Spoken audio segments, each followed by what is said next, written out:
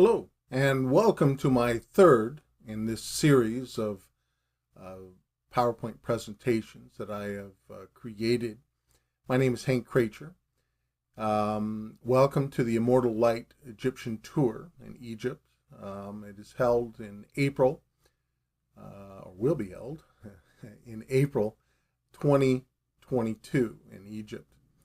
I am one of the presenters. Unfortunately, I was unable to attend. They changed the dates and I couldn't reschedule with my wife and I. We were obviously looking forward to it. But as my name was advertised, I did want to fulfill my commitment to those who had already paid. And so I'll be, these three will be presented at the event over, I think it's about a 14-day period of time. I will try to make myself available to answer questions, but that might not always be feasible. As such, I do hope you enjoy these videos. I am recording it for your benefit. I will say this one is a little bit long. So sit tight, but I will tell you it'll be well worth it, especially towards the end. It will all start to come together, I promise you, and you'll be, you'll be given an opportunity at many hidden mysteries that people haven't really thought about. I did struggle a little bit with the name, Ancient Reptilian Gods and the Mysteries, I think was most appropriate. But there was another name that I wanted to present, and it was called Reptilian Mysteries.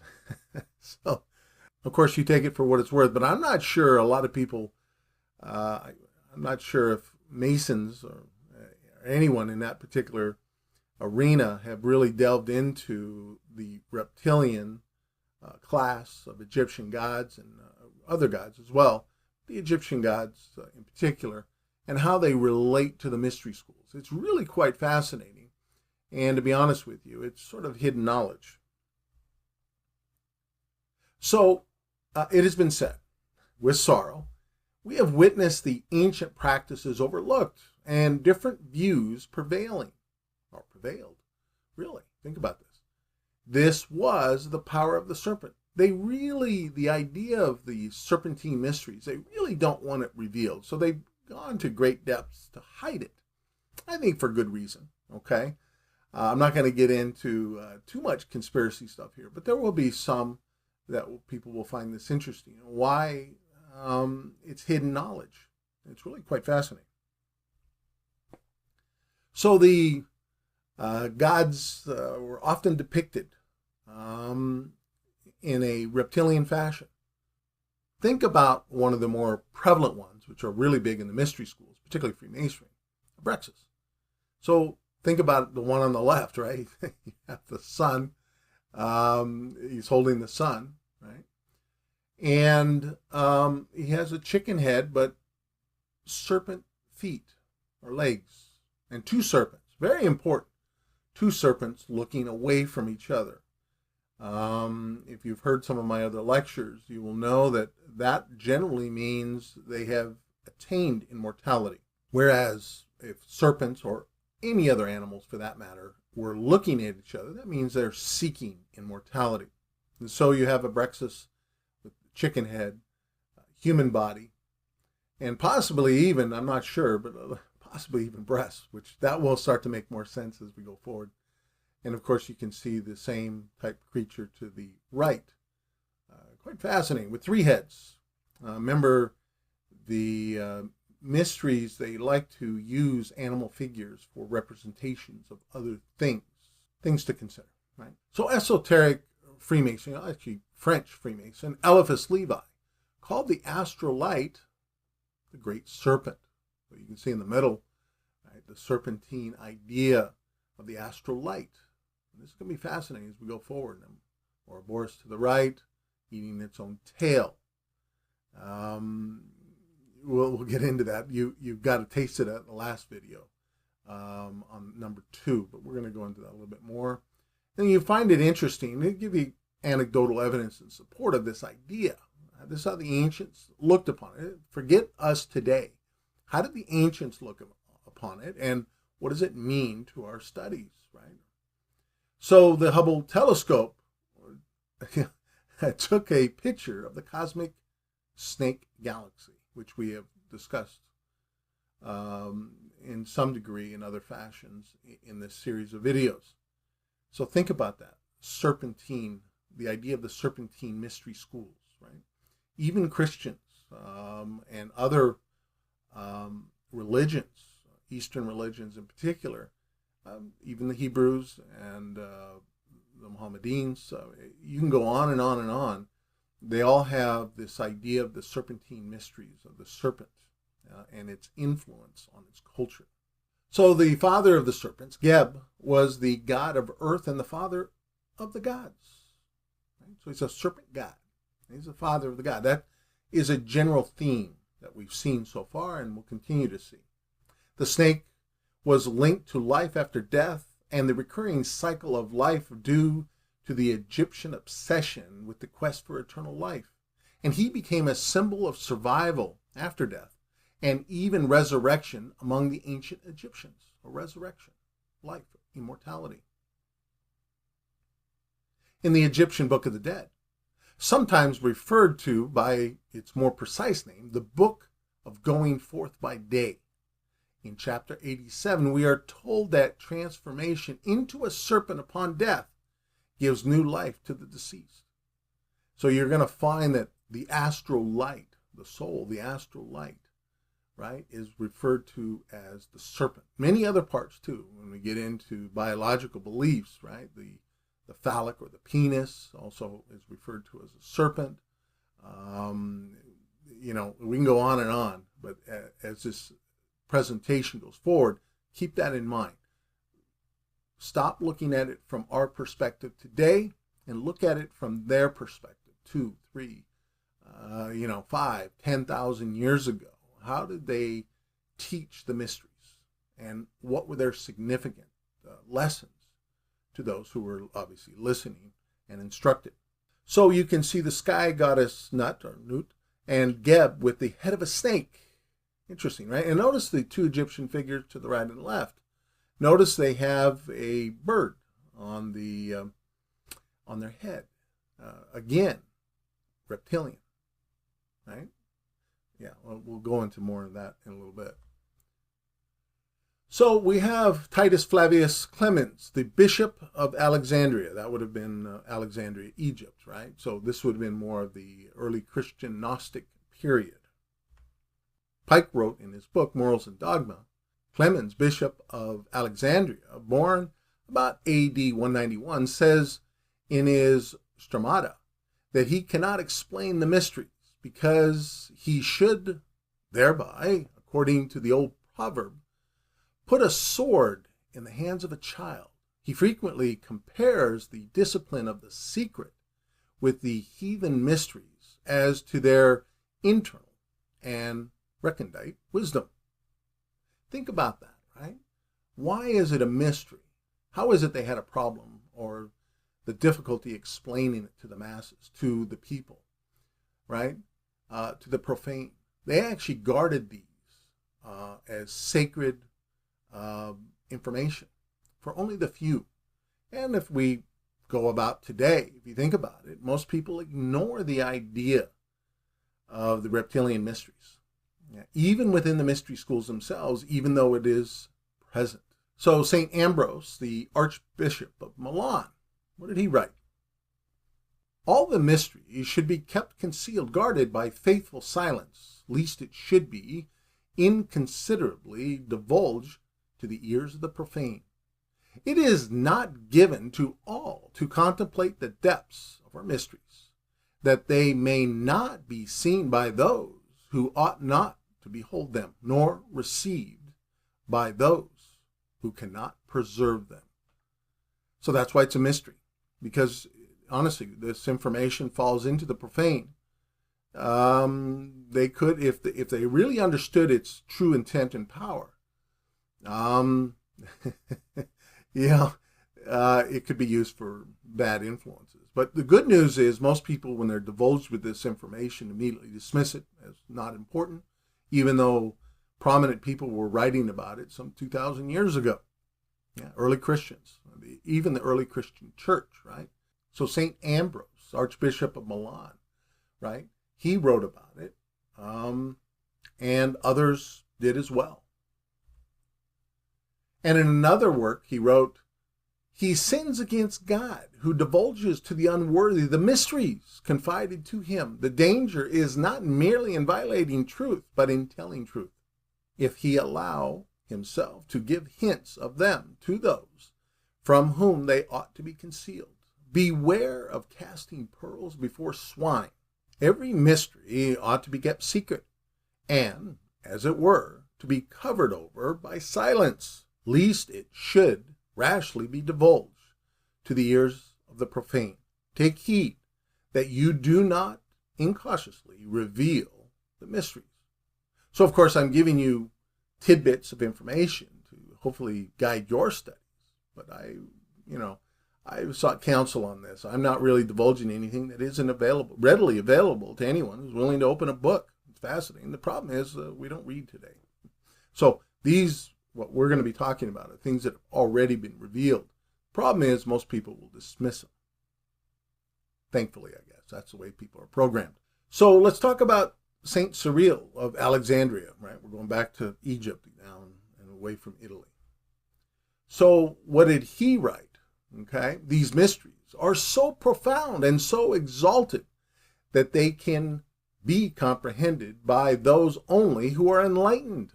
I shall not, therefore, attempt to speak of what is not admirable in them, lest by discovering them to the uninitiated, I should offend against the injunction not to give what is holy to the impure, nor cast pearls before such as cannot estimate their worth.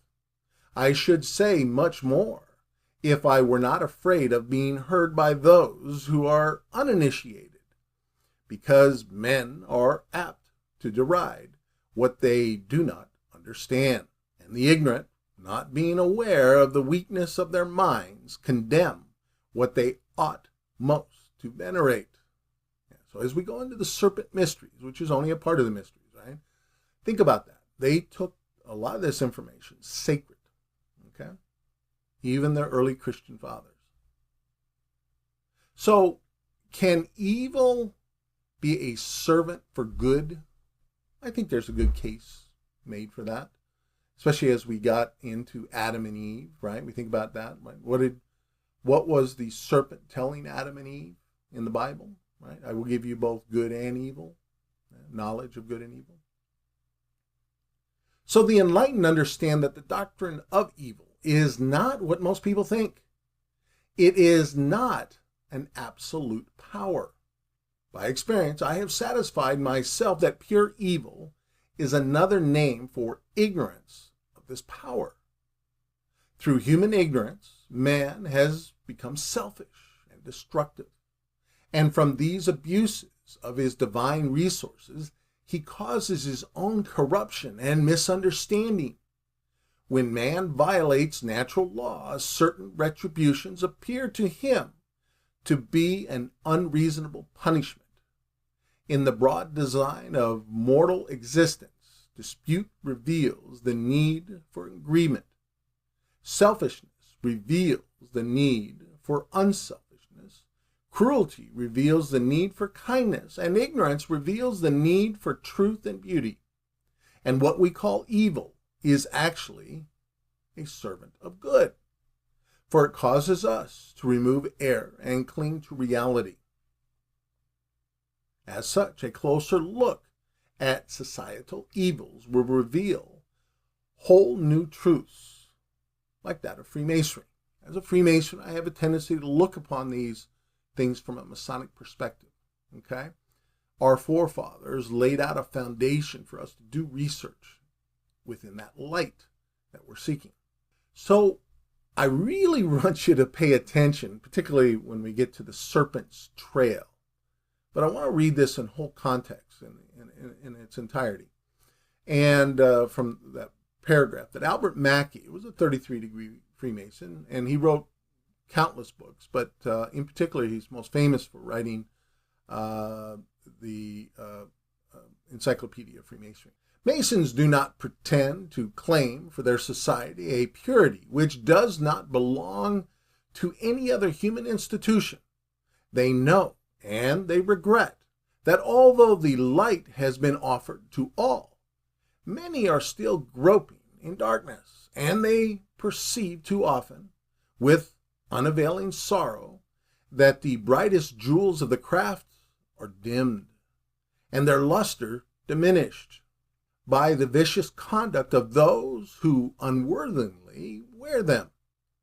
But this is the lot of man, with whom there can be nothing perfect, nothing free in all its parts from error, nothing which does not bear upon its face some traces of the serpent's trail.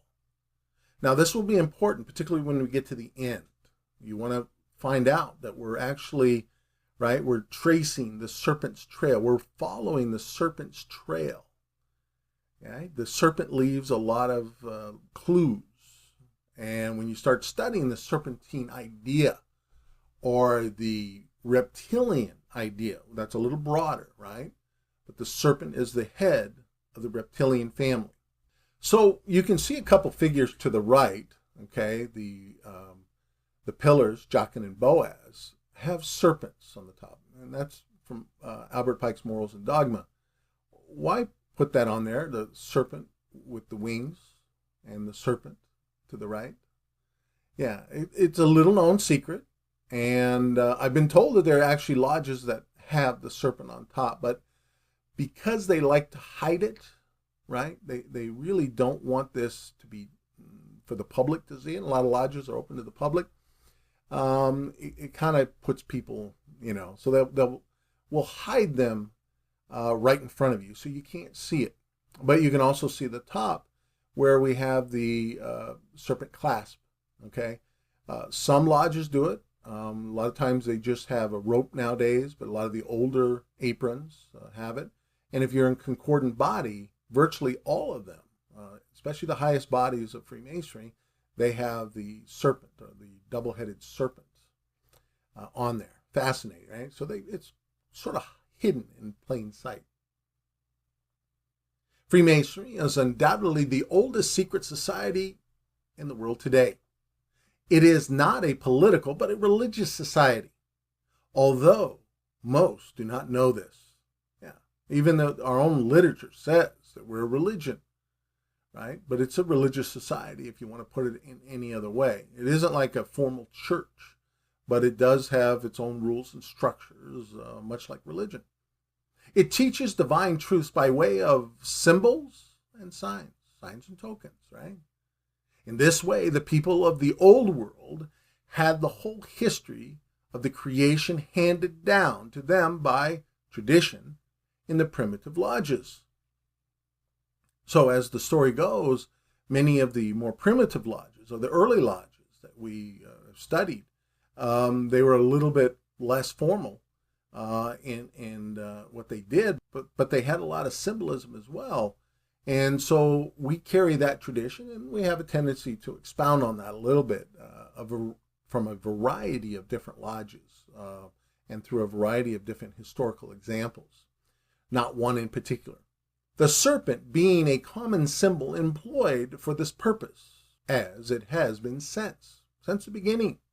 The Egyptians are a serpentine culture that cannot be grasped without understanding sexual magic, as well as Kundalini, or spirit fire, or serpent fire. Some people are familiar with that. But if you really want to understand what Kundalini is, it's basically sexual magic. You're tapping into these innate abilities that you have. And we often refer to it in Freemasonry, not only as Kundalini with more of the modern literature, but spirit fire, some of the older one, or serpent fire. Okay? And that has to do with, of course, the spinal cord and the rising of the colostrum oil, which, in some of the older literature, we would have just said semen or sperm, depending on how it was depicted. Almost every culture was serpentine. Many believe that a civilization without the wisdom of the serpent is not a real civilization.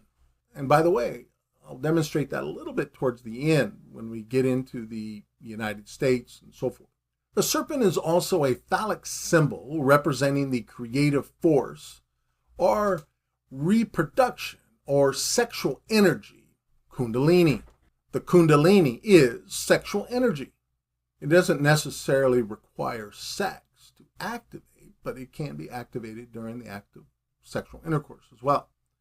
It is by this sexual power that the chakras are literally transformed into vertical centers of cosmic radiation, illuminating the soul, mind, and body of each person with the celestial light of the sun. So you can see to the right, the serpent going up the spinal cord. That's representative of the colostrum oil, coming down and then going up, circling, doing a full circle. And the anointment, or the enlightenment that you seek, is when the serpent rises back up to the cranium and anoints the cranium itself, much like you would with oil, right? In church, oil on the head and so forth. Okay, and you can see the chakras to the right, in Eastern, but it is now a Western philosophy as well. It might have originated in the East, but there's no doubt that we have used it for some times. I think we can make a case for at least 2,000 years, if not a little bit longer, which we'll talk about. So Kundalini, or spirit fire, the serpent of our magical powers mentioned in so many ancient texts. It goes back a long time. It might not always be called Kundalini, but that's what they're referencing. In texts of medieval alchemy, the Kundalini is the astral signature of the sacred sperm, or Stella Maris, virgin of the sea, who wisely guides those who labor in the great work, immortality. So you'll see it again and again. They'll use the term great work. What they're talking about is immortality. Kundalini, or serpent fire, spirit fire. They're talking about the quest for immortality. And, a lot of people are, I'm going to get immortality if I had a Kundalini experience. That's not quite how it works. But what it does is it enlightens you to the other worlds. And who's going to guide you better than those of the ancient world, right? In our case, we might be talking about the Great White Brotherhood, which is a class of serpent beings. That's another issue. We'll talk about that in a little bit.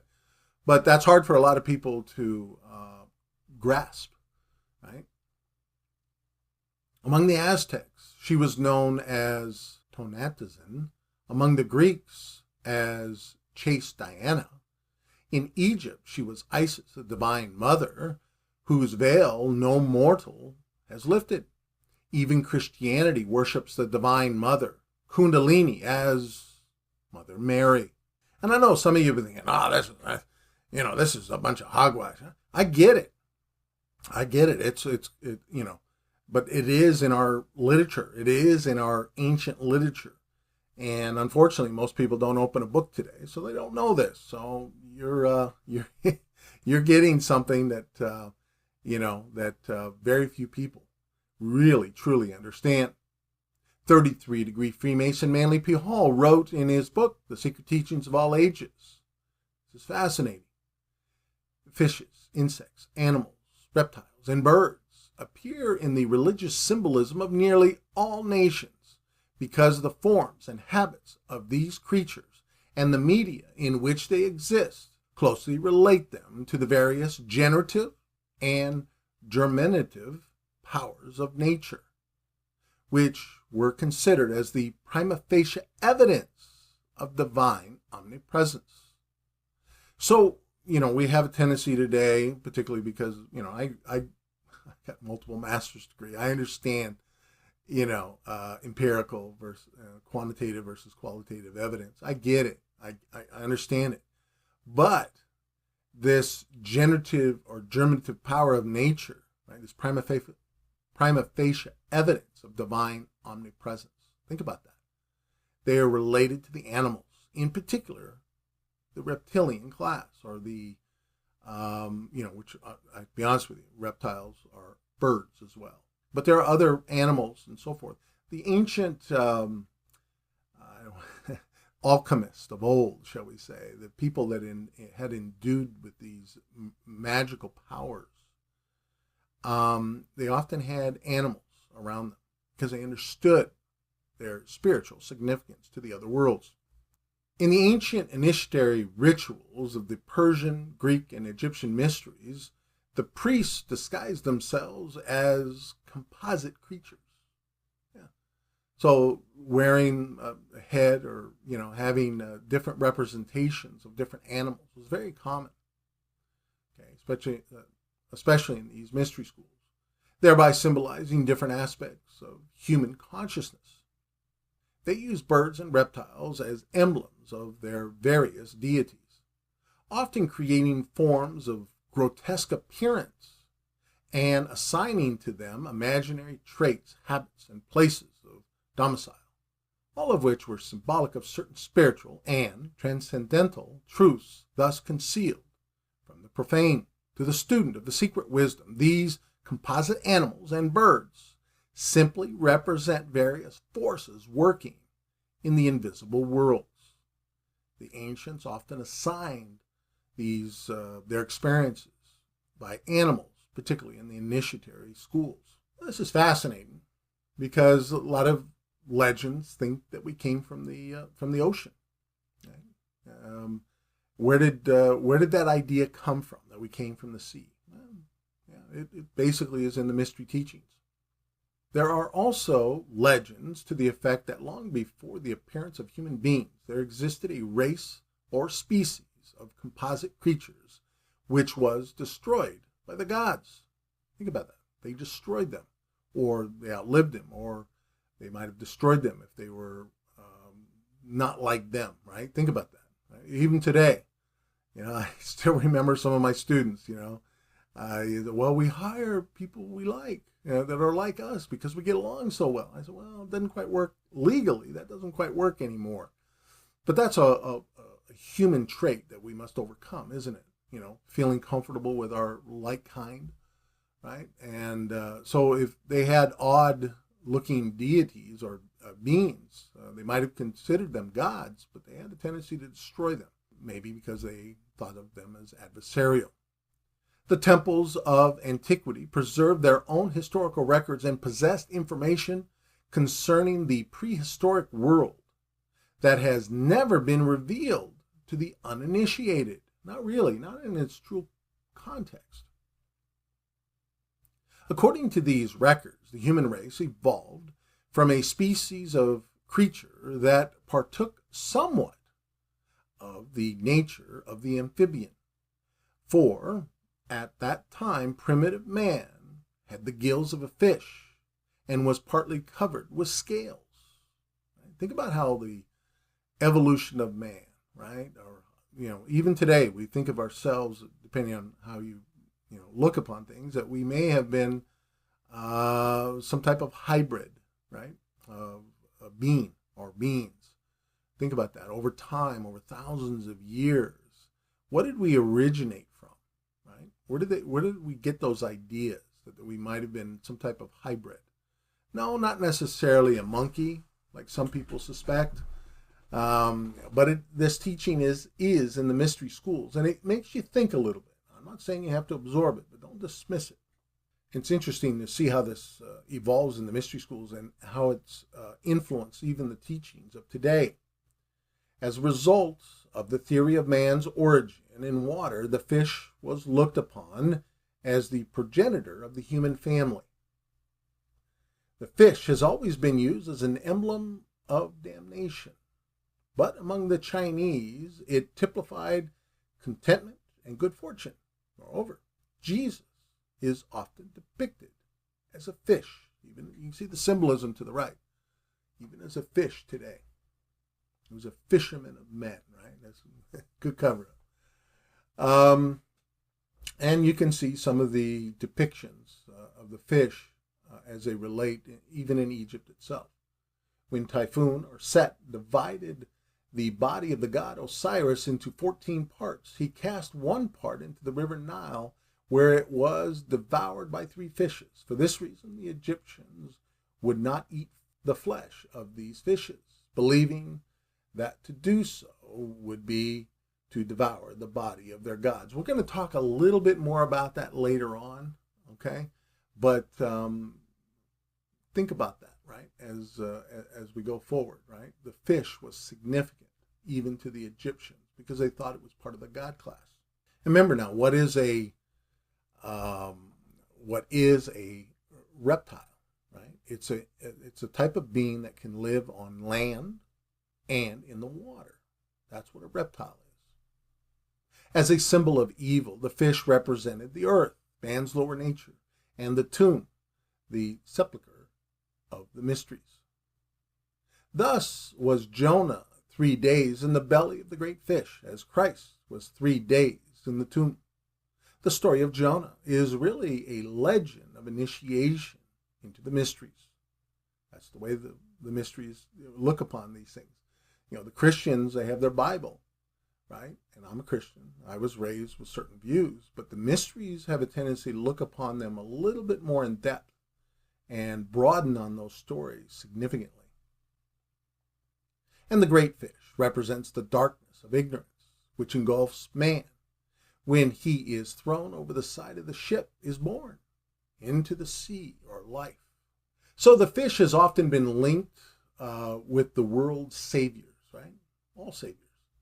Vishnu, the Hindu redeemer, who takes upon himself 10 forms for the redemption of the universe, was expelled from the mouth of a fish in his first incarnation. Isis, while nursing the infant Horus, is often shown with a fish on her headdress. Onus, the Chaldean savior, borrowed from the Brahmins, is depicted with the head and body of a fish, from which his human form protrudes at various points. So you can see here Jesus saying, I will make you fishers of men, right? So Jesus is a significant figure in the mystery teachings. And, I come across this a lot with people and say, well, I don't want anything to do with the Bible. I don't want anything to do with Christianity. Well, it's really fascinating. And if you dismiss the ideas of the Christian world, whether true or not, you're not really, to be honest with you, you're not really a valid student of the mysteries, because many of the mysteries revolve around Christianity. And think about that. You couldn't survive for well over 1,000 years in Europe if you obviously said you weren't a Christian and you acknowledged the church as the head of the Christ family. But the mystery teachings had to align with Christianity to some degree, or you got in trouble. You could end up dead, right? So you're going to see a lot of symbolism, a lot of things hidden within the ideas of Christianity. So try to stay open-minded in a time where people often dismiss Christian teachings. And by the way, don't dismiss any religious teachings, right? Whether they're Muslim, Eastern, it could be Native American, a variety of different types of teachings. Don't dismiss any of it, because a lot of times you can find the secret that you're seeking in these other religions that relate to you. Because think about it again, a Christian world, you can only say so much, but you could hide things in other cultures a little bit more. Jesus was often symbolized, of course, as mentioned previously, by a fish. He also told his disciples that they should become fishers of men. And the sign of the fish was also the first monogram of the Christians. The mysterious Greek name of Jesus means a fish. Even the oil, the colostrum oil, which is the Christos oil that's in the spinal cord, has a fishy smell to it. Right? Interesting. The fish, no accident here, honestly. It's just, the data is overwhelming. The fish was accepted as a symbol of the Christ by a number of early canonized church fathers. In fact, St. Augustine, we talked about earlier, likened the Christ to a fish that had been broiled. And it was also pointed out that the flesh of that fish was the food of the righteous and holy men. Okay, so we're evolving here throughout history. It will all come together, I promise you. Please be patient. According to many scattered fragments, man's lower nature, of course, as mentioned, was symbolized by a creature resembling a great sea serpent, right? A dragon called a Leviathan. Okay, so a dragon is what? Nothing but a serpent, right? A reptile. It might be fictitious. Maybe they existed at some time, but many people believe they were fictitious. But it doesn't matter. Many things, many animals were, or many creatures were created with a specific purpose to teach a specific lesson. All symbols having serpentine form or motion signified the solar energy. Remember the astral light, the soul coming out of the body? Think about that, right? Even sperm, even colostrum oil, and the rising up through the spinal cord, right, is a serpentine form. It takes that in one of its many forms. This great creature of the sea, therefore, represents the solar life force imprisoned in water, and also the divine energy coursing through the body of man. And by the way, how much was the body made up of? What, 60, 70% water? Think about that. Where until transmuted, it manifests itself as a twisting monster, which is mankind's greed, passion, and lust. So remember, a lot of these, remember the ancient initiatory rites, a lot of the people took on various forms of creatures to represent something, to teach a lesson about something. And you can see the rite, the cross, right? And there are various different crosses. That's a typical one, but there are others. And the hanging serpent representing Christ. Yeah, Christ was known as the serpent. Yeah. The Gnostics divided the nature of the Christian Redeemer into two parts. The Christian Redeemer, right? The one, Jesus, a mortal man, and the other, Christos, a personification of Nous, the principle of cosmic mind. Nous, the greater, was for the period of 3 years, from his baptism to crucifixion, using the fleshly garment of the mortal man, or Jesus. In order to illustrate this point and still conceal it from the ignorant, many strange and often repulsive creatures were used whose rough exteriors concealed magnificent organisms. So, especially when we get into Baphomet and things like that, you look at this creature and you're scared. Well, what does it represent? It doesn't represent what you think it is, right? They often use these figures to get your attention. Okay, so I've alluded to this a little bit already, but let's go into a little bit more specifically. So what are reptiles? Right? Reptiles are vertebrates that have scales on at least some part of their body. So you have that one part, right? Some type of scales. Leathery or hard-shelled eggs, and share a number of other features. Right? So snakes, lizards, turtles, crocodilians, and birds are reptiles. Interesting, isn't it? And a lot of the gods of Egypt were actually reptilian. Like all vertebrates, reptiles have bony skeletons that support their bodies. So the serpent throws off its skin annually and is thereby renewed, which is symbolic of the resurrection of the spiritual life from the material nature. This renewal of the earth takes place every spring when the vivifying spirit of the sun returns to the countries of the northern hemisphere. I just read an article the other day about snakes and how in the spring they're very prevalent. They come out. They like to bathe in the sun.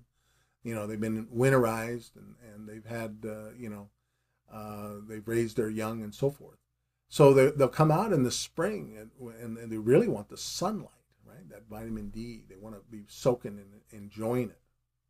So that's when it's most, when you're out. I live in the desert.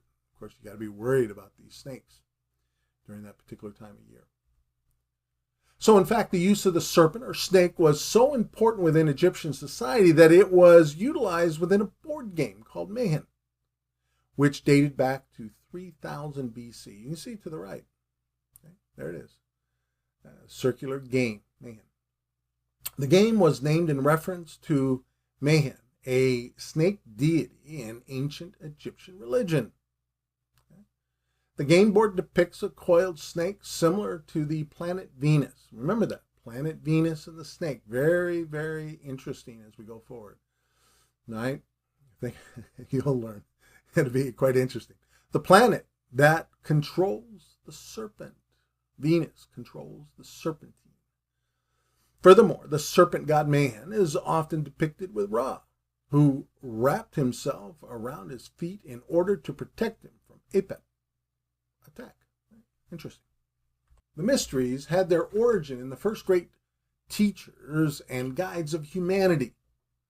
And these were called the sons of Venus. Right? Remember the bright light, the morning light? Yeah, exactly. They formed the nursery of adepts, which formed the nucleus of the first Great White Lodge or Great White Brotherhood. Now keep in mind, I hear it again and again. I'm in contact with a Great White Brotherhood, and they call themselves this. There are many different, I've learned this, right? There are many different brotherhoods that like to call themselves the Great White Brotherhood and so forth. They're competing bodies, okay? The key to knowing whether you've made contact with them or not is, what are they teaching, right? What are they instructing you in, and how are they guiding you? Are they teaching you moral or high magic, white magic, or black magic, or low magic, right or left magic? Think about that. Before the overthrow of Atlantis, right, the mysteries were well established in ancient Chaldea and Egypt, the two great nations being offshoots of the great Atlantean civilization. So Atlantis, right, when it was there, the home of the Great White Brotherhood, Venus, the serpent class. And what is Egypt in reference to that? And others as well, right? There are satellites. And many people teach that in the mystery teachings that go way back hundreds, if not thousands of years ago. They talk about this great civilization and its seeding of the world. But from whatever source the various nations received their mystic instruction, the meaning was always the same. All initiates were members of the one great brotherhood. Okay? So a lot of people think there's just one. Other people think they're competing. I try not to get in debates with people on that, but the Great White Brotherhood, if they're teaching, listen, devil, Satan, whatever you want to call it, not Lucifer, right? But that's another issue. But the adversary, there are many spirits in the world. They'll tell you whatever they want to tell you to get you to do what they want you to do, okay? But what are they teaching, right? And how are they instructing you in guiding humanity? Because basically when you're a member of the Great White Brotherhood, you're serving humanity. You're not taking advantage of humanity, right? You're sacrificing for humanity.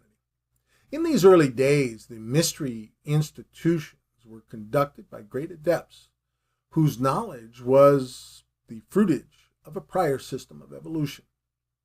So think about that, right?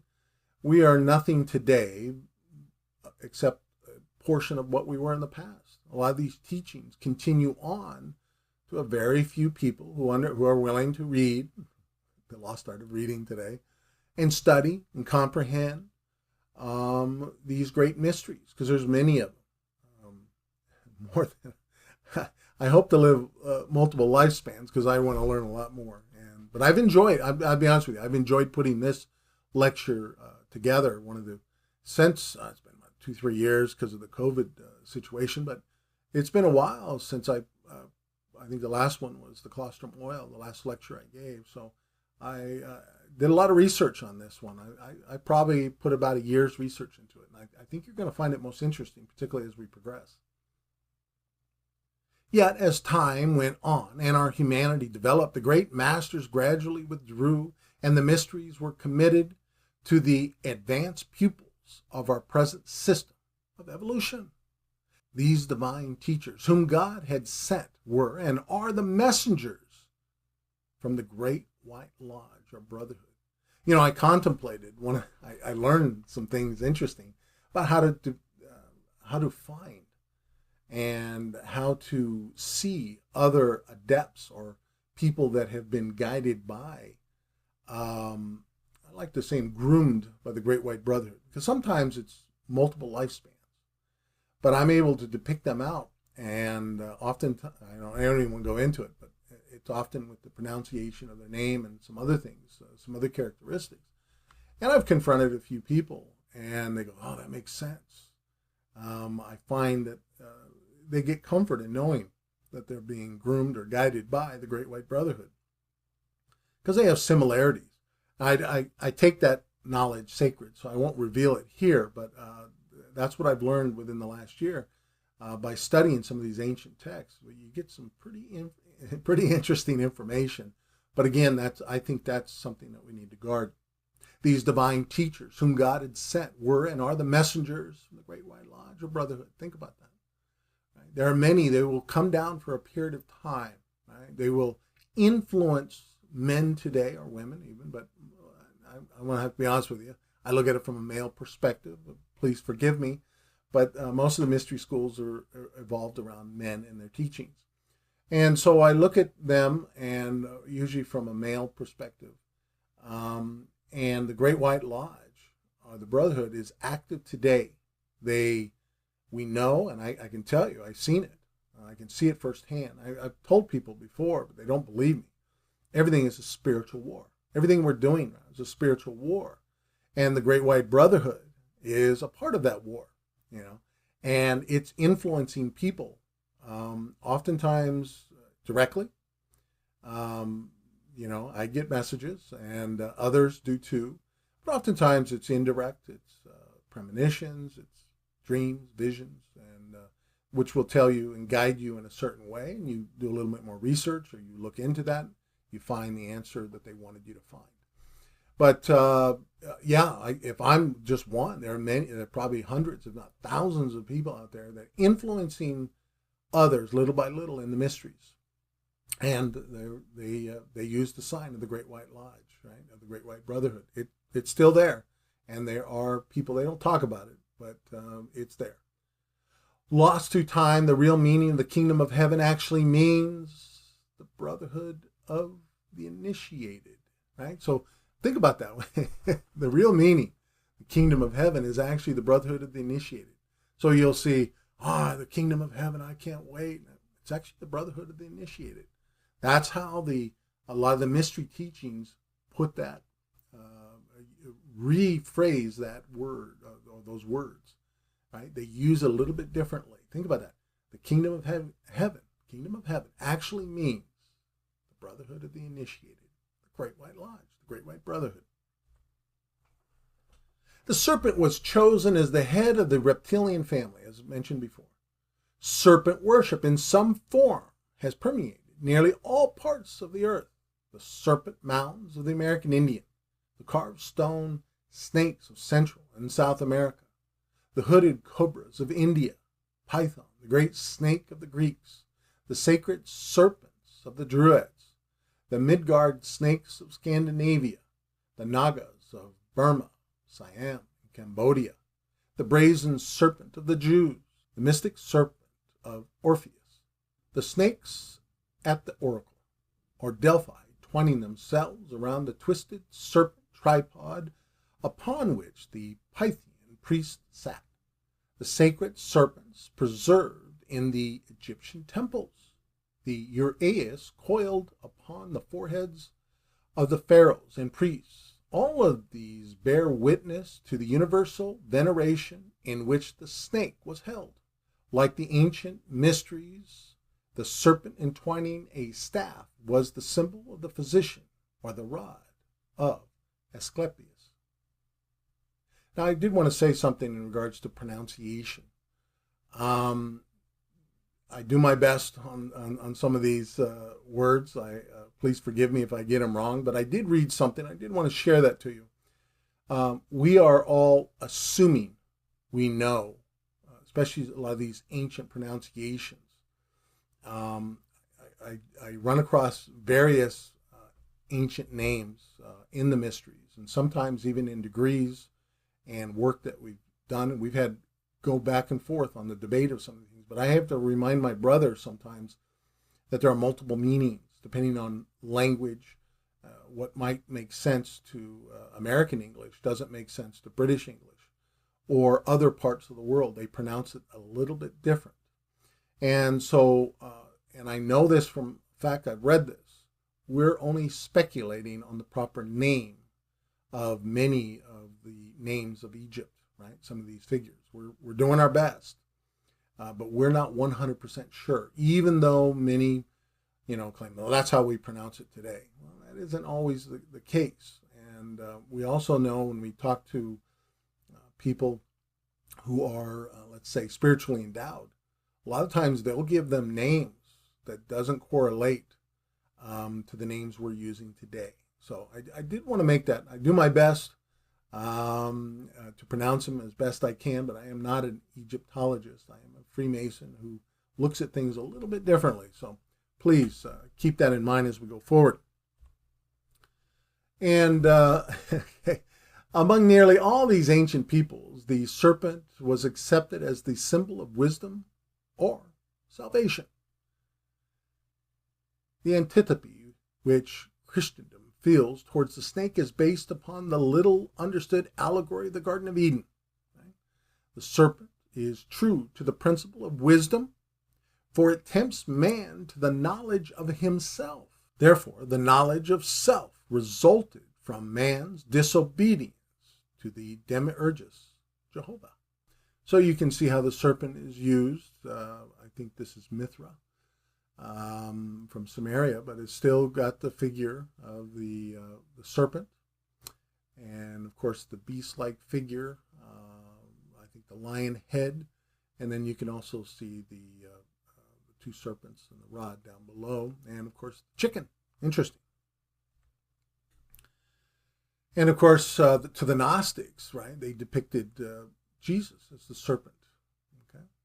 Notwithstanding statements to the contrary, the serpent is the symbol and prototype of the universal Savior who redeems the world by giving creation the knowledge of itself and the realization of good and evil.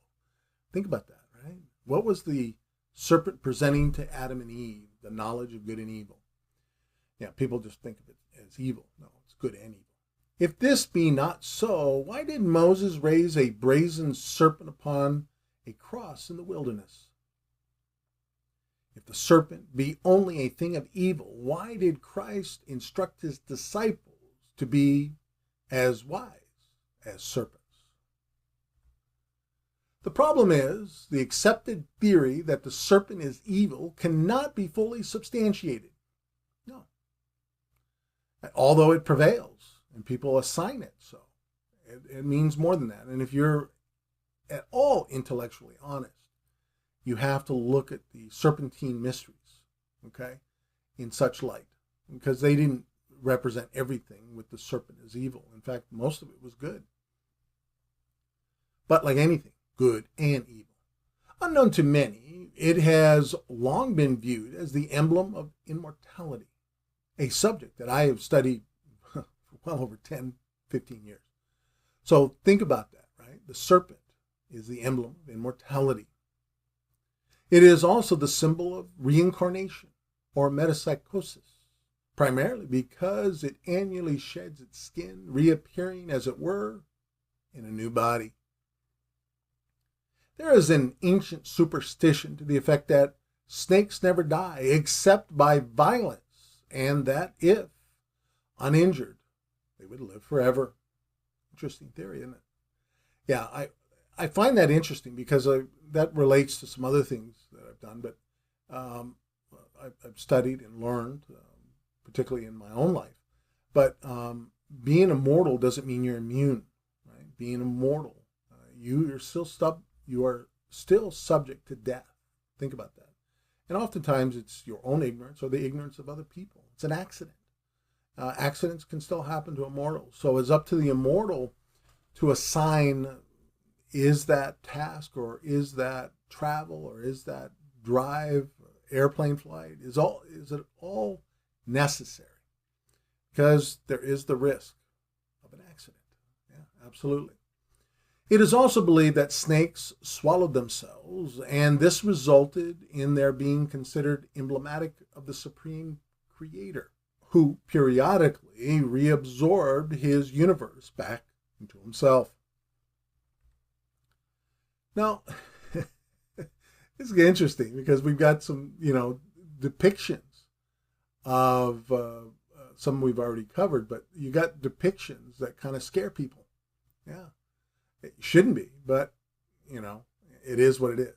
In her book, Studies in Occultism, H.P. Blavatsky claimed the universal source, although depicted differently, came from one origin. It is the double serpent of the Caduceus. It is the old serpent of Genesis. But it is also the brazen serpent of Moses, entwined around the towel, which is a cross, right? That is to say, the generative lingam. It is also the goat of the witch Sabbath, and the Baphomet of the Templars. It is also the Hyle of the Gnostics, or Demiurge. It is the double-tailed serpent, which forms the legs of the solar cock of Di, Abrexus. Interesting.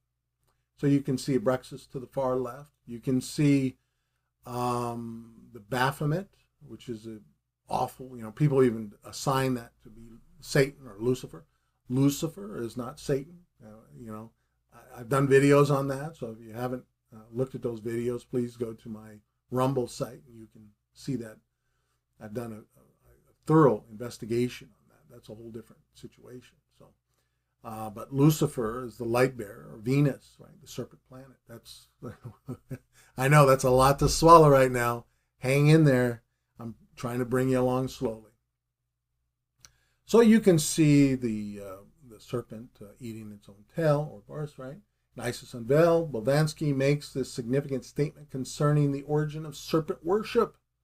Before our globe had become egg-shaped or round, it was a long trail of cosmic dust or fire mist, moving and wreathing like a serpent. This, say the explanations, was the Spirit of God moving on the chaos until its breath had incubated cosmic matter and made it assume the annular shape of a serpent, with its tail in its month, 13th, emblem of eternity in its spiritual and our own world in its physical sense. So notice, we think the serpent in its tail in its mouth. No, it's the serpent in its month, the 13th. And I dealt with that in the last two videos. We talked about that. And so I'm not going to, we might come around to that. There's quite a few slides in this, but you're getting the idea what the month is. And if you want to know more about the 13th month, or the Venus, the serpent planet, and how it relates to the 13th month, I recommend you watch the two other videos as well. Okay? But we'll delve into this a little bit more. Interestingly, according to a German piece of folklore, the soul takes the form of a snake. So wait a minute, the astral realm, now the soul takes the form of the snake. Yeah, again, German folklore, but it's still there. A lot of times you got to get a little piece from around the world, right? And another belief tells us that the soul occasionally escapes from the mouth in the shape of a snake. So how do we know that? Well, we know that because there are people who are adept. You can sit in there and they can read you, they can look at you, they can look at your aura, they can even see spirits coming and going. I don't want to get into that right now, but I can tell you that if you ever did any studies on shadows, it's fascinating to find out that a lot of the times they may be you, or they may be other entities that are entering and exiting you. So it's fascinating. But there are people who are very adept and can see this stuff. So the seven-headed snake represents the supreme deity manifesting through his Elohim, or seven spirits, by whose aid he established his universe. Likewise, the coils of the snake have been used by pagans to symbolize the motion and also the orbits of the celestial bodies. And it is probable that the symbol of the serpent twisted around the egg, which was common to many of the ancient mystery schools because it represented both the apparent motion of the sun around the earth and the bands of astral light, or the great magical agent which move about the planet incessantly. So the seven, right? The seven-headed snake. That's fascinating. We'll touch on that a little bit more, but I'm kind of I'm taking you somewhere. Okay? The initiates of the mysteries were often referred to as serpents. So the initiates were also, so not just the spirit, not just the soul, not just the astral realm. They often referred, not just the semen. They had a lot of meanings for the serpent because it always had that serpentine idea. So the initiates of the mysteries were often referred to as serpents, and their wisdom was considered analogous to the divinely inspired power of the snake. No accident. There is no doubt that the title, Winged Serpent, the seraphim, was given to one of the invisible hierarchies that labored with the earth during its early formation. You can go 100 different ways with that one. That's not the purpose of this PowerPoint presentation or presentation in general, but you get the idea. You could really take that and run with it. Now, I really I'm putting these all close together so you kind of think about it. In the human brain, there is a tiny gland called the pineal body, which corresponds to the third eye of the Cyclops. The third eye, you never really thought about it, right? The third eye of the Cyclops. Why is that important to us in the mysteries? Well, think about it. The Cyclops were the master builders of the universe and were the progenitors of Freemasonry. That's from our Masonic literature, people. I'm not making this up.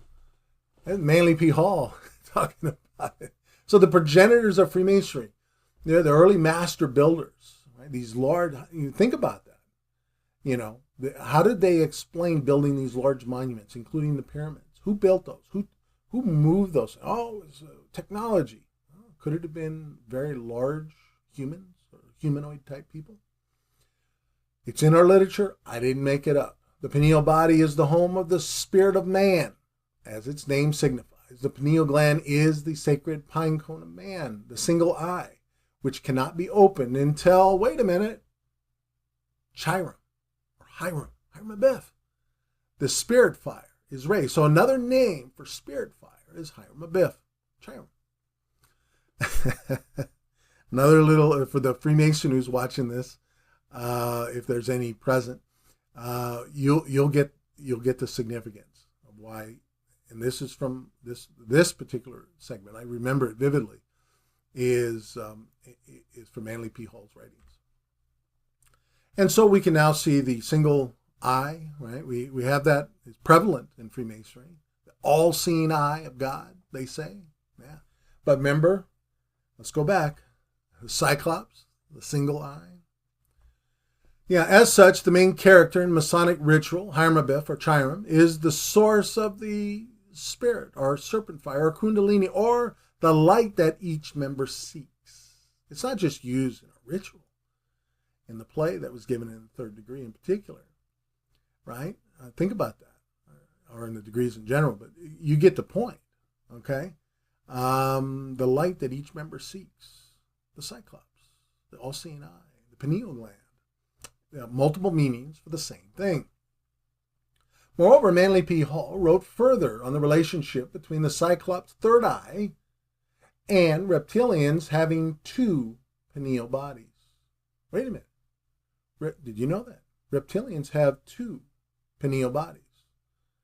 And why did the ancients, the sages and alchemists and things like that, why did they keep animals around? Because they had two pineal bodies.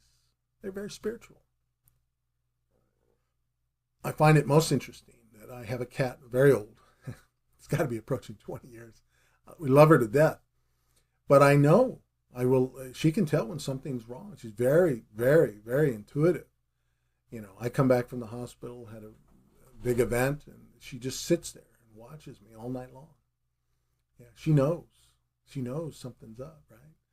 I literally wake up in the middle of the night and I'll open my eyes and she's there looking at me. You can go however you want with that, but I sort of take a more spiritual context. Everything is a spiritual war. In reptiles, there are two pineal bodies, an anterior and a posterior, of which the posterior remains undeveloped, but the anterior forms a rudimentary cyclopean eye.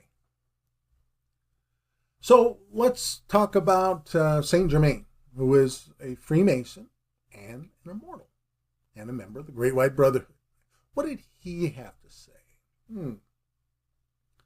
But in the human two-eyed perception of the world acquired after the departure from the Edenic self-knowledge in and as the one, when the worldview of man and woman was no longer single in the immaculate, all-seeing eye of God, but the same as that of the band of seducing fallen angels called serpents. Wait a minute, the fallen angels called serpents. There were unadulterably two sides of every human equation, with the pendulum swing hot, cold, left, right, always just waiting to happen. So he talked about the fallen angels of the serpents, right? The serpent class. Yeah. Could they be? So remember now, think good and evil, right? So now we're talking about fallen angels. So I mean angels were considered serpents? Interesting. While the all-seeing eye of providence, right, we've seen that earlier, is commonly used within Freemasonry, its origin is not Masonic. No, it's not. We use it. It's even in many of our lodges and in our literature, but it's not ours. In fact, many historians have speculated that the eye of providence did not emerge from Orthodox Christianity or Judaism, as eyes have had a strong symbolic meaning in many cultures since ancient times.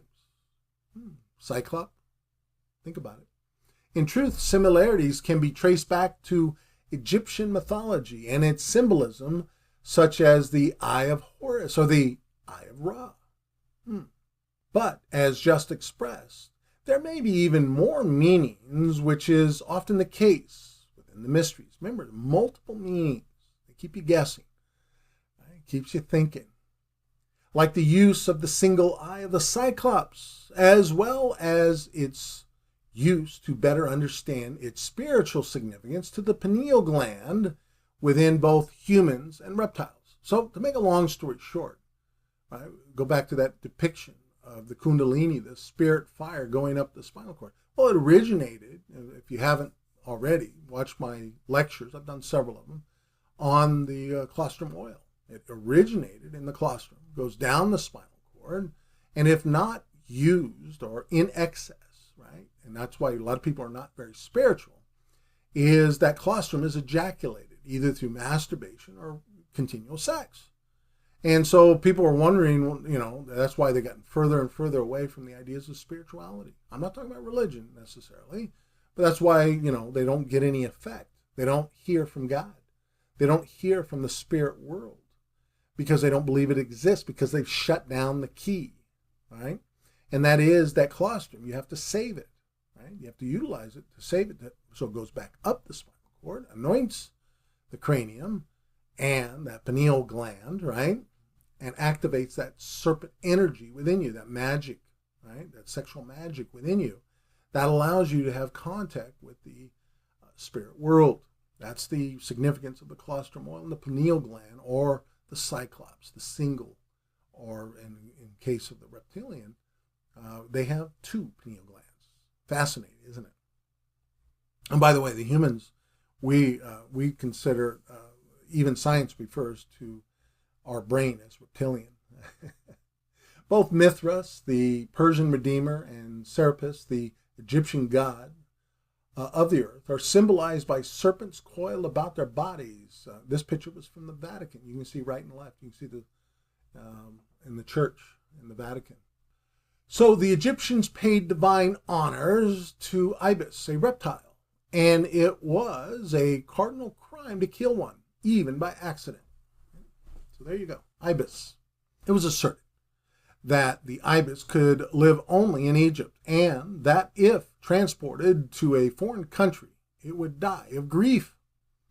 They declared this bird to be the preserver of crops and especially worthy of veneration because it drove out the winged serpents of Libya, which the wind blew into Egypt. The ibis was sacred to Thoth, and when its head and neck were tucked under its wing, its body closely resembled a human heart. The black and white ibis was sacred to the moon, but all forms were revered because they destroyed crocodile eggs. Although part of the reptilian family, it destroyed its arch enemy, the crocodile, right? The crocodile being a symbol of the detested typhoon. The phoenix, of course it's a reptile, is the most celebrated of all symbolic creatures fabricated by the ancient mysteries for the purpose of concealing the great truths of esoteric philosophy. Now, I did want to mention that, fabricated. I would say that the double-headed phoenix was a fabrication. Although it's possible that they might have seen a bird that had two heads. It's not uncommon. See people or animals with two heads. Obviously very rare, okay? And I'm not saying it didn't exist or did exist. But the double-headed phoenix is very, very popular, particularly in Scottish Rite Freemasonry. It's part of their symbolism. And it has significance. But did the bird itself exist? Sure it did. We have history of it, which I will display here. Though modern scholars of natural history declare the existence of the phoenix to be purely mythical. However, Pliny described the capture of one of these birds and its exhibition in the Roman Forum during the reign of Emperor Claudius. So we know that the phoenix existed, right? And we know that it's probable that through mutation or something like that, there might have been a two-headed one at one time. But I think because of its popularity, I would have to say they're more than likely extinct now. But they did exist at one time. And you can see here in the Scottish Rite double-headed phoenix, the 33 degree. It's also the 32nd degree. Notice they're facing away, right? That is what? A sign of immortality. They've attained immortality. That's what it means. Both Herodias and Pliny noted the general resemblance in shape between the phoenix and the eagle, a point which the reader should carefully consider, for it is reasonably certain that the modern Masonic eagle was originally a phoenix. I think we can make a really good case of that. The phoenix is a little bit more, I want to say bony or skinny, and the eagle is a little thicker.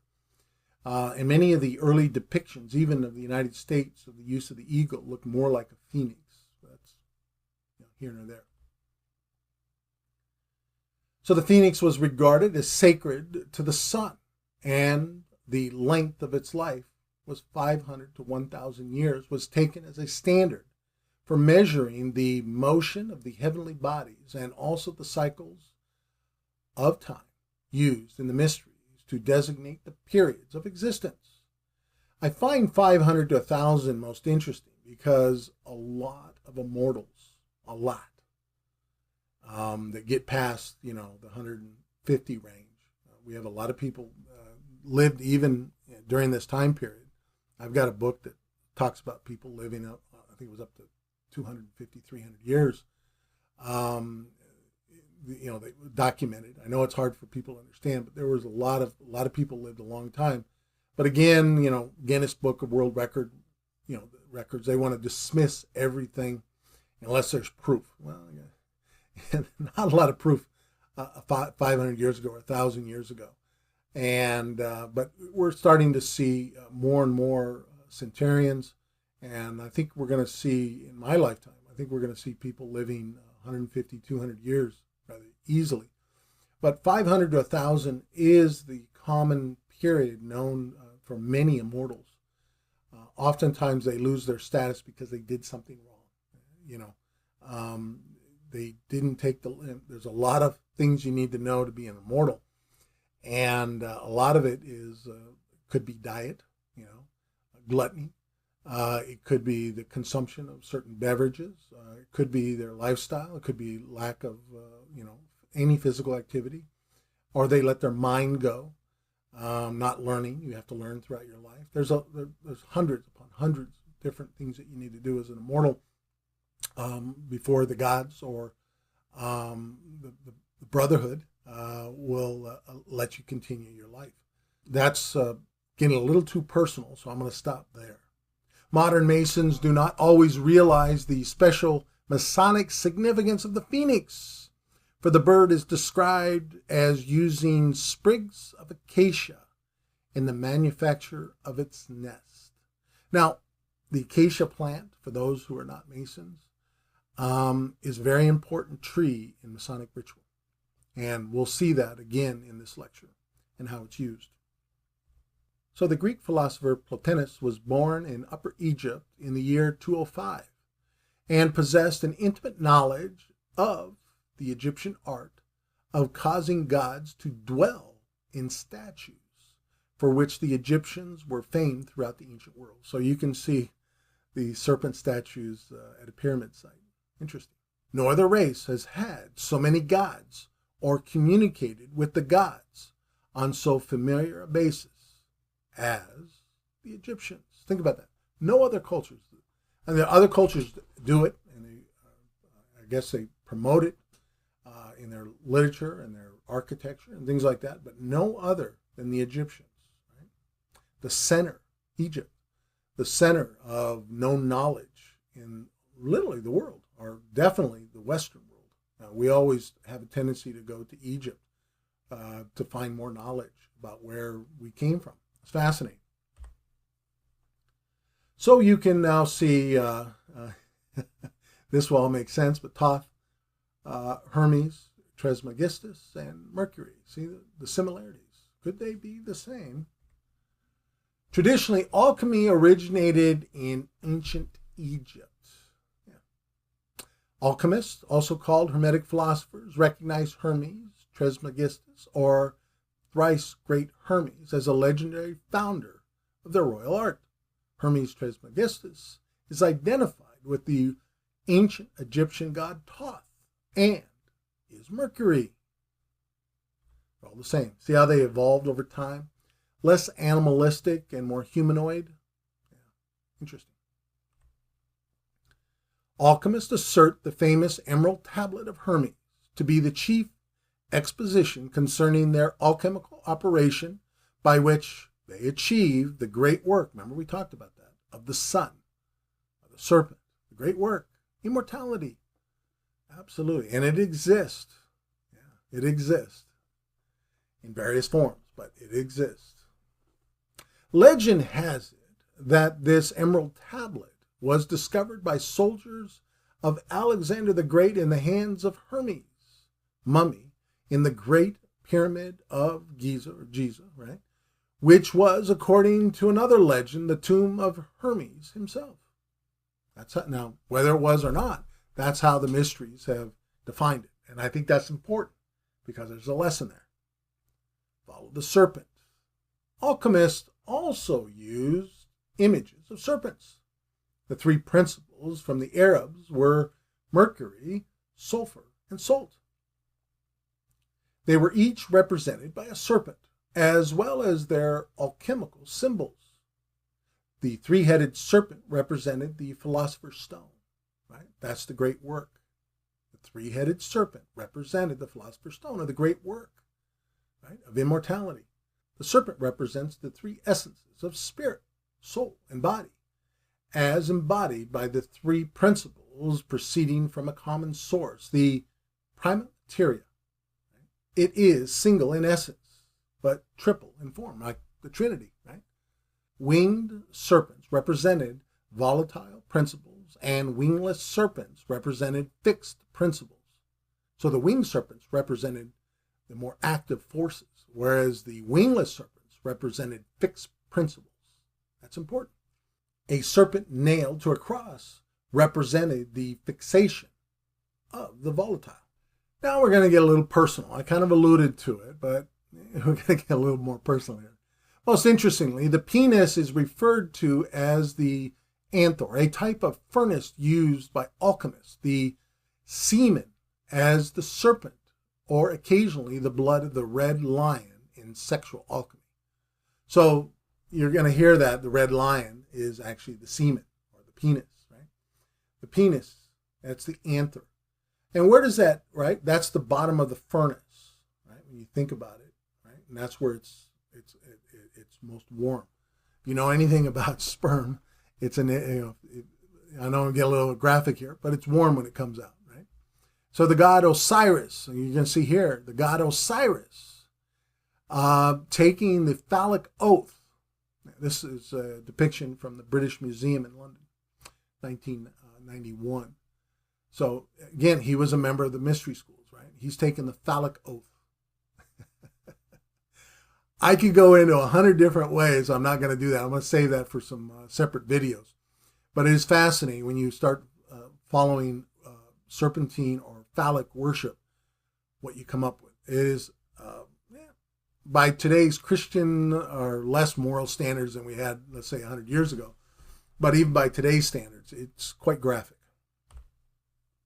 In Egyptian mythology, the Ogdoad were 8 deities worshipped in Hermopolis during what is called the Old Kingdom, the 3rd through 6th dynasties, dated between 2686 to 2134 BC. Okay? The concept of a Ogdoad also appears in Gnostic systems of the early Christian era and was further developed by the theologian Valentinus. So you can see from the depiction that there are 8 rings, okay, that will lead you to God or heaven, astral realm, whatever whatever you're seeking. But it is the 8 deities of the Ogdoads, okay, early Egyptian depictions. Okay, and just keep that in mind. The Ogdoads, okay, were basically reptilian beings, and so forth. So they don't talk about it much. They kind of made them more humanoid as they went through, and less like the reptilians. Okay, they had male and female. Let's talk about the Ankh. No matter how it may have been pronounced, and that's important. Okay, I alluded to it before. I said it before. We don't really know. We're guessing. Okay, how they were actually pronounced. But it's, for what it's worth, this is what we have. We know it as Ankh. Represents the first key of the mysteries, the creation of everything. So it's a cross, isn't it? Doesn't it look kind of like the serpent up above? Remember the Moses and the serpent on the cross? Interesting. Ankh means more than life. It is the most ancient symbol of the code of sounds and primordial deities. So we're going to get into the Ogdoad. Ankh not only is a symbol of life, but the elements that create life. These elements are the Ogdoad, and the Ogdoad is essential for life. The symbol is connected to Ogdoad, and it's believed to get its name from the Ogdoad. Okay, so you can see up above, right, on the right-hand side. Okay, so Ankh comes from the 8 names of the Ogdoad gods. Thus, wherever the Ankh translated in ancient Kemet literature, it must be retranslated with the following insight. The Ankh is the life code. Kemets, infinities, or chaos. God, Amen. Amenet, none, none, Kuk, Kuket, Hey, Hehet, the Ogdoad. So you can see how these names all form up above the right hand corner. You can see how it all forms Enki, the 8 Ogdoad gods.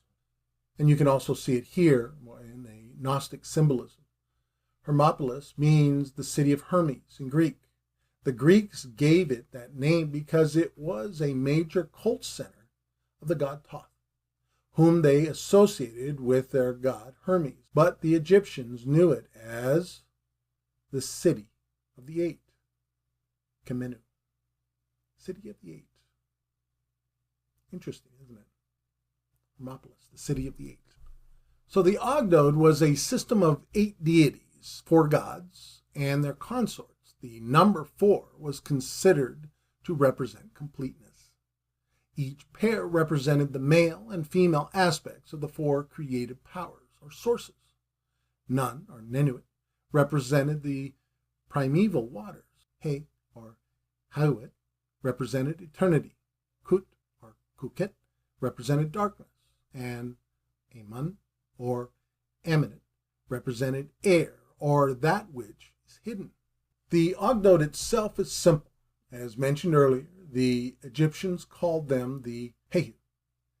They are represented by 4 pairs of primordial qualities, forces, or deities, Anki. So, Amen, Amun, Amen, end of prayer. Amun, Ra, Egyptian creator, God. So this is the basis of it. We're not going to spend a lot of time with it, but I found that most interesting. You can see the figures. The women had reptilian heads, and the males had more of a like a crocodile or a frog head. I found it quite interesting. Uncommon to most people, in Amun's great temple in Kamat, in ancient Thebes, he created the world by taking his erect penis between his own lips and performing fellatio upon himself, then swallowing his own semen. Now, I alluded to this before, but if you really get into the mysteries, you're going to find, especially sexual magic, you're going to see a lot of that type of stuff. And I don't think this is the appropriate time or place or so forth, but it is, this idea has been carried forward and is used, even though, let's say, homosexual practices of fellatio are still practiced by some mystery sects. It still occurs, I'm afraid. Homosexuality, meaning the penetration, is not. But the taking of another semen goes back to the East in particular. It wasn't uncommon in the East, Hinduism and things like that, some of those sects, that they would take the semen of the sage because it was considered to be holy, to give to the student. And that was a tradition, although it didn't necessarily, because the key was not to waste the seed. Okay, so, even the Bible talks about not wasting the seed, right? So in even Gnosticism, this occurred. But I would say the white magic, or the right-hand path, has pretty much aligned with saving the semen with the process of kundalini and raising. But there is the left-hand path, or black magic, that refers to swallowing the semen as saving the semen as well, which is mentioned in the Bible. Again, I'm not here promoting that or whatever, but we are educated individuals, and you should see that this was part of their heritage. From his mouth, all life was created. He is described in an ancient hymn as the father of the gods, the creator of men and women, and the maker of animals. The words of his mouth are the seeds of creation, which have been made fertile by his solitary sexual act of the God. Okay? So, again, I just want to throw this out for the sake of, those who are remotely interested in that. Aleister Crowley was quite known for consuming literally every day that he was able to get an erection until he said a couple very interesting things. But one of the things Aleister Crowley did is every day he would consume his own semen. Okay, he knew that. He knew that path. He obviously was a black magician.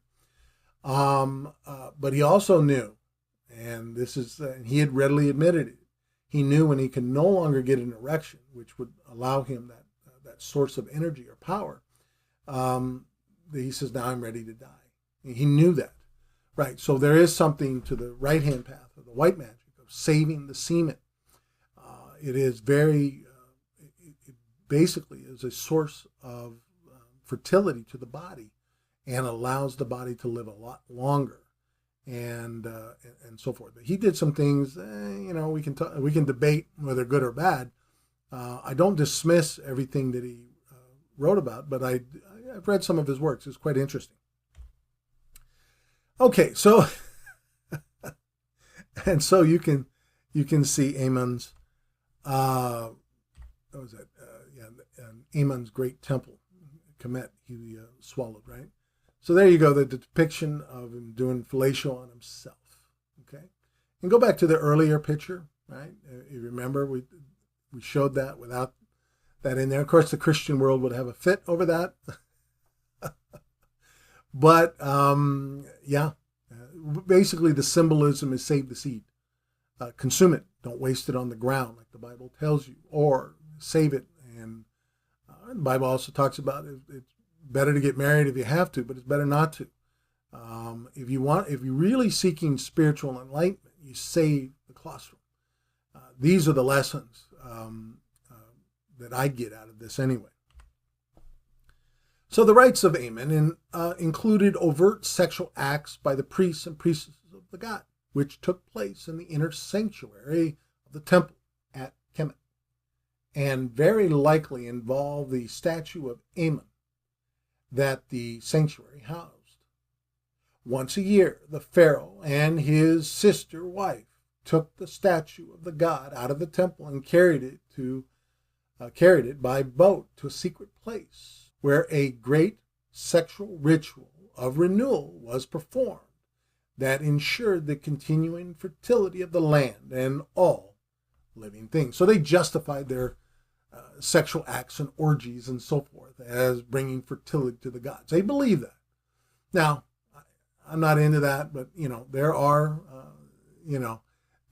a lot of ritualistic things that are going on and by certain classes of people, and they actually believe this. They believe that they're serving their gods by doing this. That's not my thing, but I am aware of it. Few details are known about these rites of Ammon. They are sacred mysteries and were carefully concealed from all but the initiated. So Rosicrucian Crumheller said, the Egyptian Scythians, a Gnostic sect, adored the great light and said that the sun, through its emanations, built a nest in us and forms the serpent. Wait a minute. Think about that, right? The great light builds a nest in us. Interesting. And forms the serpent. The Nazarenes of Judea said, all of you shall be gods if you leave Egypt and cross the Red Sea. You can all be gods. Well, that's what a lot of this about, right? Immortality is about gaining that God status, isn't it? Crumheller tells us in his Gnostic church that this Gnostic sect also had a sacred object, a chalice, from which they drank the semen of Benjamin. Right? We're going into some crazy stuff, but a chalice, right? Think about that, right? The chalice of Jesus and things like that, right? Yeah. So they drank the semen of Benjamin. Drinking semen, and of course the woman monthly process that they go through as well. Drinking that was very common, especially, like I said, drinking the semen of sages and so forth was part of a ritual act. What validity it has, I don't know, but it sends a powerful message about its importance to me, not the consumption of it per se, but about the saving of the semen is very important. This is what I get out of this. This was mixed with wine and water, and very importantly, the sacred symbol of the sexual serpent was never absent from the altars of the Nazarenes. Yeah, think about that. It was never absent. So it was always there. It was mixed with wine. And they still do this in rituals, not in Freemasonry, of course, but in other secret societies. That is not uncommon to pass the semen around. Okay. This ignorance was reinforced by the Christians who were in the habit of chiseling off the erect phallus of statues of the gods. So a lot of the statues that you have today, Greek and Rome and Egypt and so on, they just chopped off the penis. It bothered people, right? But it's still prevalent. Its importance is as a spiritual mechanism. The potency of that serpentine energy is still present, even in some of the literature today, as you can see from the depiction to the right. Few mentions of Amon's sexual aspect appear in the writings of earlier Egyptologists who wrote during the Victorian age for a repressed European audience. So for a variety of reasons, you don't want the church coming down on you, you don't want the king coming down on you. A lot of this was censored. It was still in the mysteries, in very small circles, which have gotten out over time. But most people, they sanitized it, let's say, for the population. Even, I'll be honest with you, even in Freemasonry today, we get a sanitized version. Rosicrucians, you still get a sanitized version. You got to look a little deeper if you want it. And the reason is if it was right, like the serpentine teachings were right smack in front of you, people would reject it based on the story of Adam and Eve and the serpent. Absolutely. However, it is clear that the rites of Amon's involved aspects of sexual alchemy, as I mentioned earlier. So nevertheless, semen has proven its spiritual power time and time again throughout history. Absolutely. So you got a picture of a secret society up there, and there's probably a chalice, and you can, they're held to secrets, and one of those secrets, not in Freemasonry, let me emphasize that, but some of these secret societies, they required you, part of their rituals, go back in time, was the consumption of semen, particularly the Gnostics, right? The early Gnostic Christians did not have a problem with homosexuality after Jesus' death. They promoted certain activities that involved the ingestion of male semen. So much so that the ancient Templars, as the legend goes, were anointed on the top of their heads with semen, the serpent, as proof of their fidelity. So what is in the semen, right? It is oily. It has the Christos oil, right? It has that in there. So think about that. That's why they were putting, we will anoint them with oil today. It was semen of the olden times. Some Gnostic groups held the belief that sperm and menstrual blood were the blood of Christ. So as time went on, especially some of those Gnostic sects that had women involved, they would use their menstrual blood. But when confined to just men, they usually just used semen.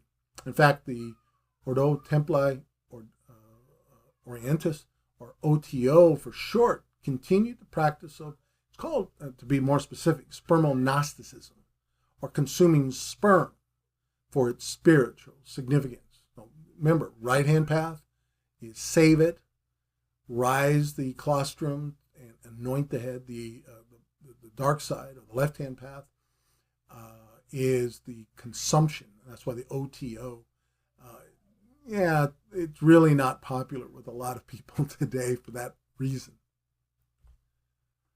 So reptilian gods were often depicted with a serpent head. Interesting.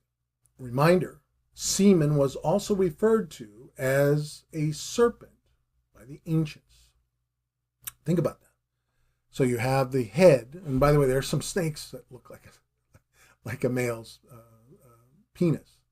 Yeah, and they call it the serpent, the penis snake. It actually exists, believe it or not. So again, fellatio was a common practice in many of these initiatory rites, if not directly, indirectly through a chalice or something like that. Now let us look a little closer at the topic of spirituality. The Gnostics believe that Jehovah, right, is a fallen angel. Jehovah, basically, is a fallen angel or a demon, tempted Jesus, who is extremely perverse and is the genius of evil. Whereas Christ is the chief of the great white lodge, Jehovah, is the antithesis, is the chief of the Great Black Lodge. I alluded to that, right? Great White Lodge, Great Black Lodge. So who you serve. The powers of light and darkness live in eternal struggle, and the roots of this struggle are in sex. Wait a minute. The powers of light and darkness live in eternal struggle, and the roots of this struggle are in sex. Yeah, the thing that we take for granted, are just common nature today. Remember, everything is a spiritual war. Now, I don't want to get into politics per se, but you can see how the Christian right, or the right, they want to preserve the marriage of man and woman, and as the church has laid it out, and preserving the rights of children at a young age, not teaching them or grooming them for some type of sexual activity. I think Florida just came out with a law that says there's no grooming between kindergarten and third grade, where the left, right? I'm not assigning a white or black, but you can see how spiritually the left wants teaching of all sexual activity as young as possible. So what happens during the formative ages of young men and women, right? Especially men, right? You ever see a young man, particularly when he hits puberty, how much he grows? So, and we know that the sperm count, right? The male hormone is way down nowadays compared to previous generations. Why? Because of excess sex at an early age, or pornography. Oh, you can just grow more, you're going to be fine. Not really. Well, what do we know from those who hold that in, right? Especially, they're oversexed, right? Or going nuts. They don't realize their own power, right? They masturbate 3 times a day. They can't talk to a woman. Okay? Think about that. You lose your power, right? You lose your power to deal with the female class. You become unattractive to them, right? You no longer zeal those pheromones to a woman, or vice versa. And so you look at alternatives. So we know that the left in particular is pushing an agenda to make people less spiritual. Everything is spiritual. It's all spiritual war. Whereas the right is trying to keep a resemblance based on tradition of the preserving the seed for the royalty of the lineage or royalty of marriage, because it is a godly act. Now, I don't want to get into homosexuality and things like that. We know in the ancient world that it existed, but even the ancients preserved, in the light of homosexuality, even in our own culture, they preserved the relationship between a man and a woman because it created life. So that's the important thing out of all these lessons. It isn't to diminish one act or the other, isn't to attack a political party or not, but everything is spiritual. They just don't know what they're doing. As Jesus said, God, forgive them, for they do, or Father, forgive them, for they do not know what they do. So both sides are wrong in the sense that they're not preserving the seed, but they're all fighting their own battles, a spiritual battle for whatever purpose they feel the need to do, or guided by some spirit or spirit world. Yeah, it exists, honestly. Why do people do the things they do? They don't know. And I often said, when I go back to what I said about the Great White Brotherhood and grooming, the Great White Brotherhood grooms men in particular. I'm assuming women too, but let's just go with men at this point. I know that. I've met them. I've talked to them. Some of them know it, and some of them now know it. Because I tell them, just so you know, I wanted to tell you that you're being groomed by the Great White Brotherhood. And I go, that makes sense. Why do I feel the way I feel? Why are they so esoteric? Why are they studying the mysteries? What are they seeking? Now, when they find that knowledge, they now find a purpose. So that was, now they're consciously aware of it. They knew it subconsciously, but they didn't act on it, other than their interest in reading and literature and things like that. And so think about the masses. They're acting out, right? They're being influenced in some way by their grooming, by their experiences based on their spiritual. Remember, dreams are nothing but spiritual experiences. Think about that. Why do they feel the way they feel? Oftentimes they're being guided. The powers of light and darkness live in eternal struggle, and the roots of the struggle are in sex. Unknown to many, semen or serpent is the battleground, like manna is semen. Wait a minute, manna? Manna from heaven. Yeah. You guys didn't know that? Yeah. So the story from the Bible, they ate manna. Manna is semen. Look it up. So that story is talking about consuming dried cakes, white cakes. Yeah, so, I know Johnny has talked about white cakes and so forth. And I get it. I know that I've heard that argument. But could the white cakes also include some type of formula of semen? We know that it was encouraged in the ancient world to ingest semen of some form or menstrual blood. Okay, but a lot of times these were, if you were in a male-dominated, you didn't have access to that. If it was a co-ed type situation, they generally did both. So in the semen or serpent, the angels and demons fight to the death. Right? The semen, the serpent, the angels and demons. Remember, the battleground is sex, is semen. The battleground. We're having a spiritual war over semen. The preservation of it or the destruction of it. What purpose are you using it for? It is the battleground of the spiritual war. The backbone of the great conflict between angels and demons is sex. The S sound is the sound of the serpent. Sex. Interesting, huh? The root of all white and black doctrines are fought over by the act of sex, right? Black and white. Think about that, right? Right and left, high and low. That's the way we look at things in the mysteries. Christ has his plan of action, and Jehovah has his. The chosen follow Christ, while the great majority of humans fanatically follow Jehovah, or Jah. This is the Gnostic belief, right? This is the Gnostics. But all of them hide behind the cross. Have you ever met Christians? Oh, I believe in Christ.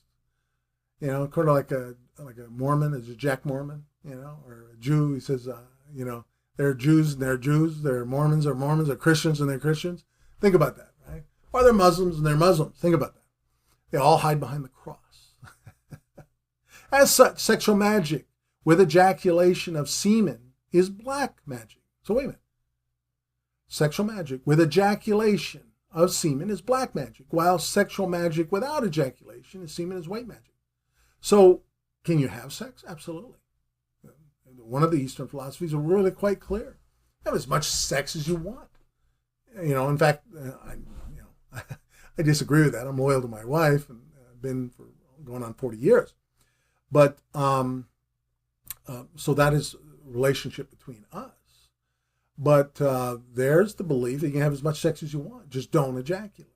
Right? That's white magic. If you ejaculate, that's black magic. And what you do with it, are you wasting it on the ground, ejaculation? Are you wasting it in a woman? If you're not having children, you're wasting it, right? Are you using a condom? You're wasting it, right? Are you consuming it? Not my thing. I get it, but people do that. Just a thought, and bring that into the equation of what we're talking about, right? The original sin of our first parents was the crime of spilling the semen. Think about that. They were spilling the semen. That was their first crime. That which Paracelsus called the semen, or seed of man, is not that which is known as semen to modern physiologists, but a semi-spiritual principle to which the sperm merely serves as a vehicle and an instrument for propagation. So what does the world think of semen? Have as much sex as you want. Masturbate all you want. Of course. Do it. And you will not be spiritual. Why is your content?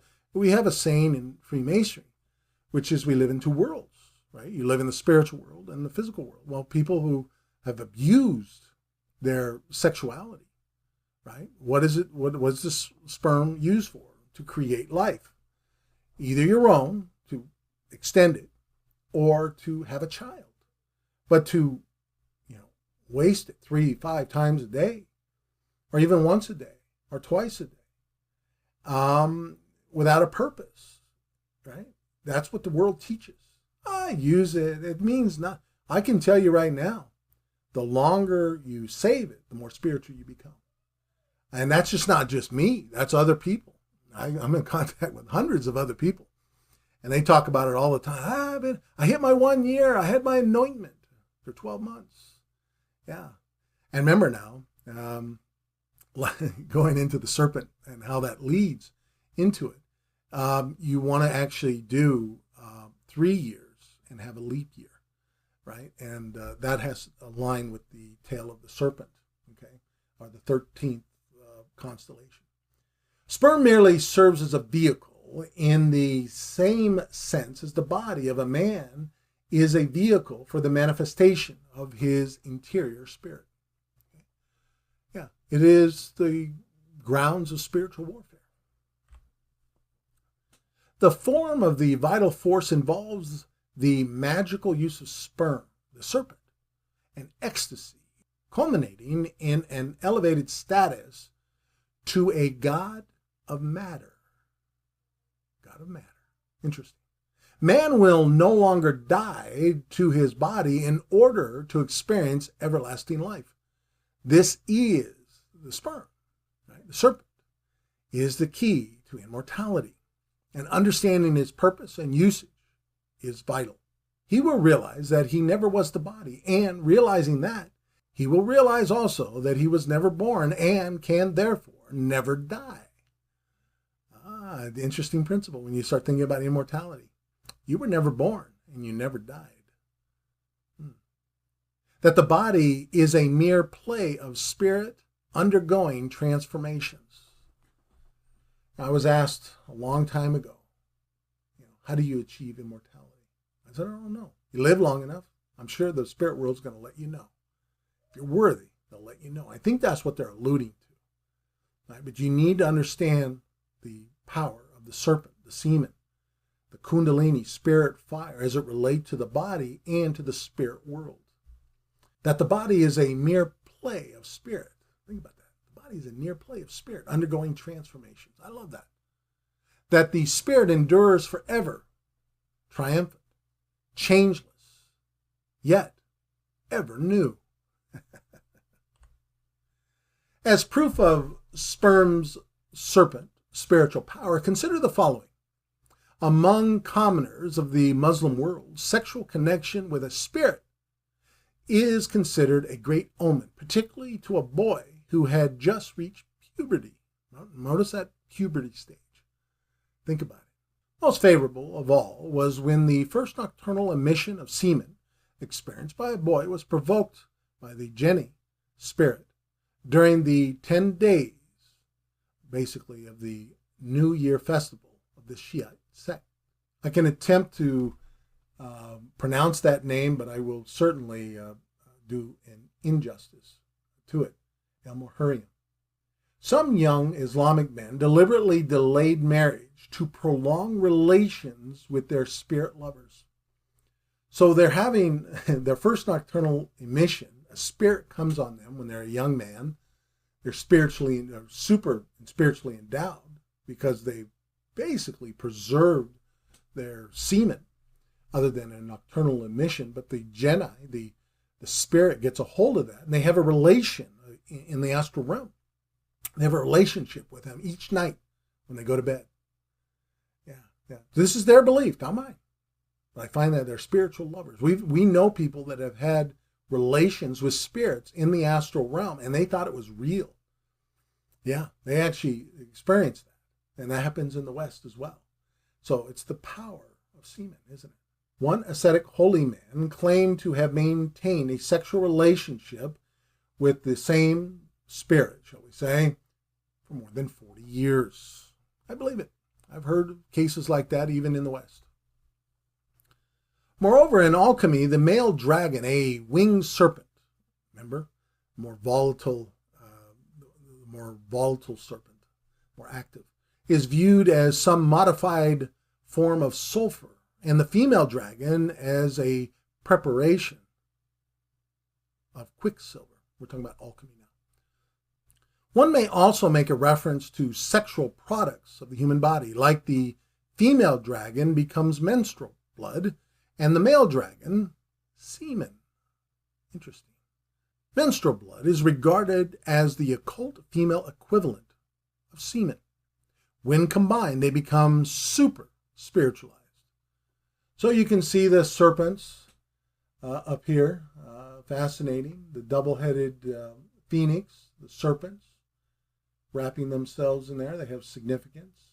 Male, female. Male, female. Of course, right, we know the male is semen and the female is menstrual blood. Right?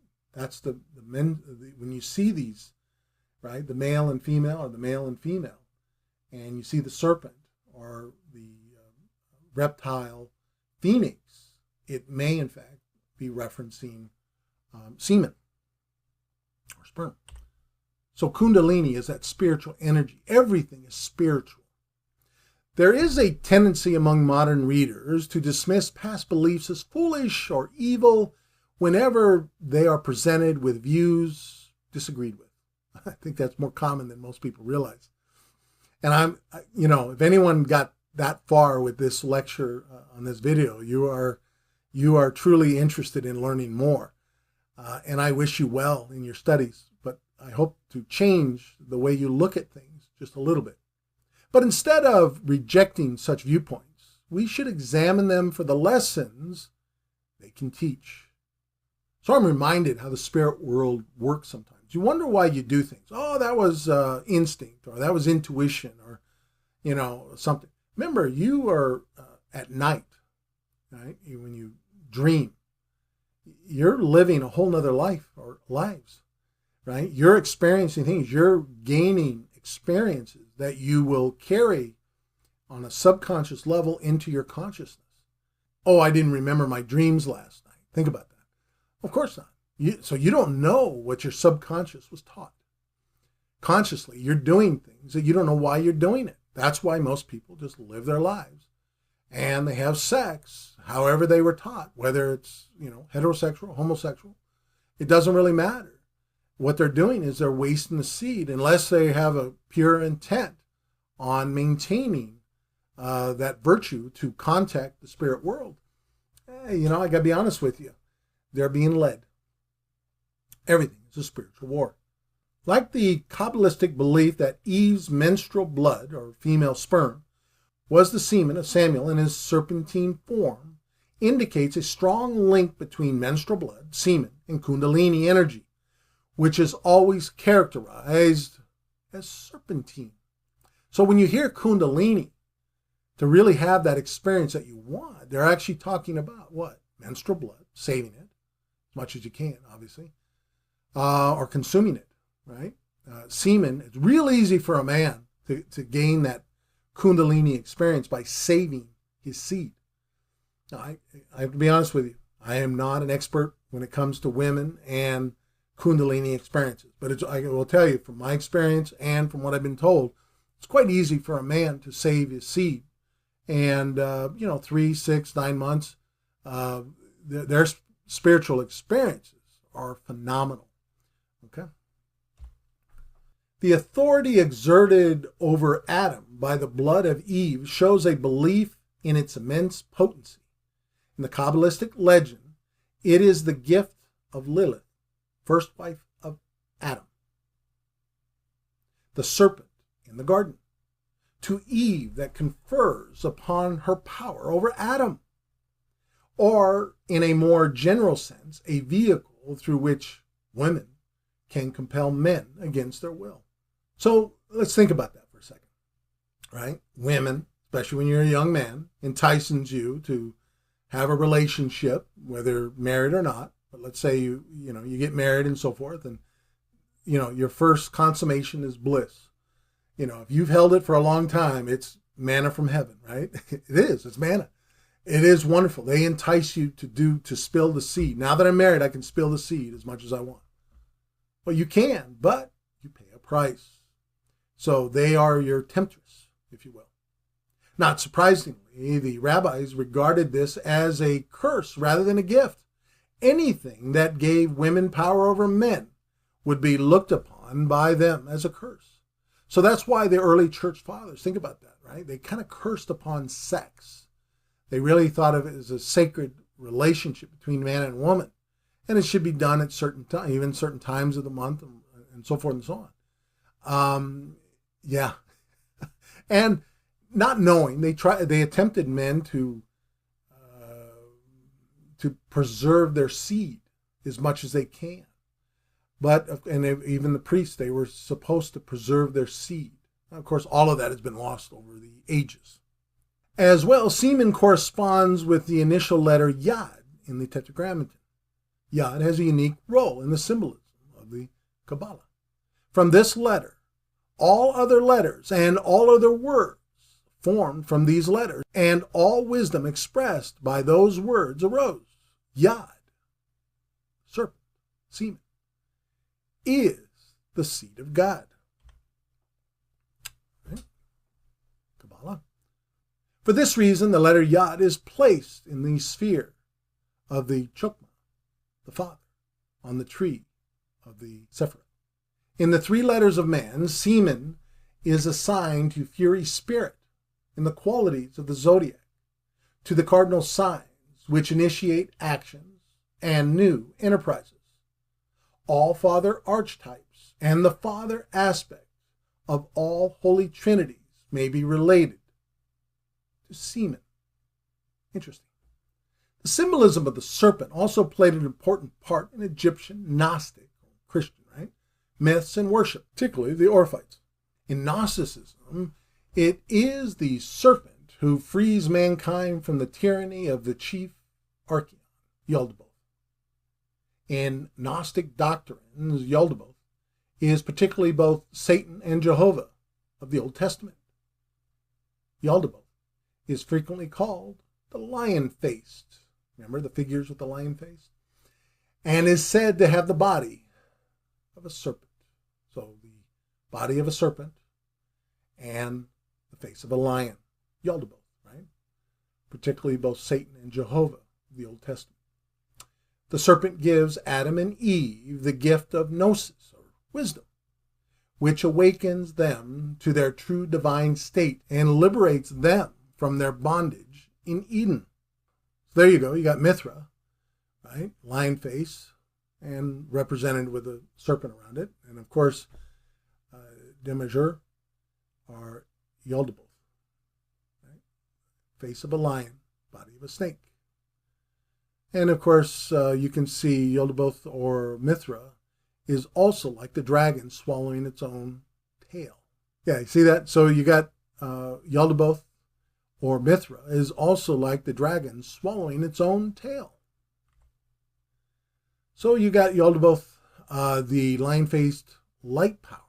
This Gnostic gem represents, by its serpentine body, the pathway of the sun, and by its lion head, the exaltation of the solar in the constellation of Leo. So the serpent or semen appears here as a phoenix, another reptile, to indicate that sexual energy has been alchemically transmuted into spiritual energy or kundalini. Interestingly, in one myth of the phoenix, it was reborn from a small worm or serpent-like creature. As such, in Gnosticism, sexual energy was used deliberately to produce spiritual transcendence. Some Gnostics regarded marriage and procreation as evil, or at least as activities valueless to their own spiritual evolution, because they looked upon the physical body as a prison. Okay, so some looked upon it as evil. Therefore, among those, they did not wish to trap more souls in cells of flesh. Think about that. Interesting. As a result, Gnostic sects tended to split into two types. those that advocated strict celibacy, and those that freely employed prostitutes in a ritualistic way.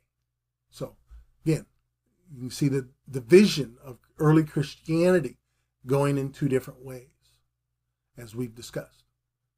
This is an inevitable outcome of redirecting sexual energy away from the propagation of the species to the generation of magical powers and spiritual wisdom. So, I love to tell people I have a lot of children. I have 4. And the ancient world looked upon those who had children. The idea was you didn't want to go to heaven. You didn't want to die without having children. So that was your first and foremost objective of an early age, was to have children. Then after that, it was to get in more contact, living in two worlds, right? So spiritual as well as a physical experience. Prepare your soul for whatever it is to become. So the Orphites were called the Brotherhood of the Serpent. The Gnostics, that's what they called, the Brotherhood of the Serpents, which flourished in the 2nd century. This Egyptian fraternity displayed a living serpent in their ceremonies, which was revered as a symbol of wisdom and a type of good.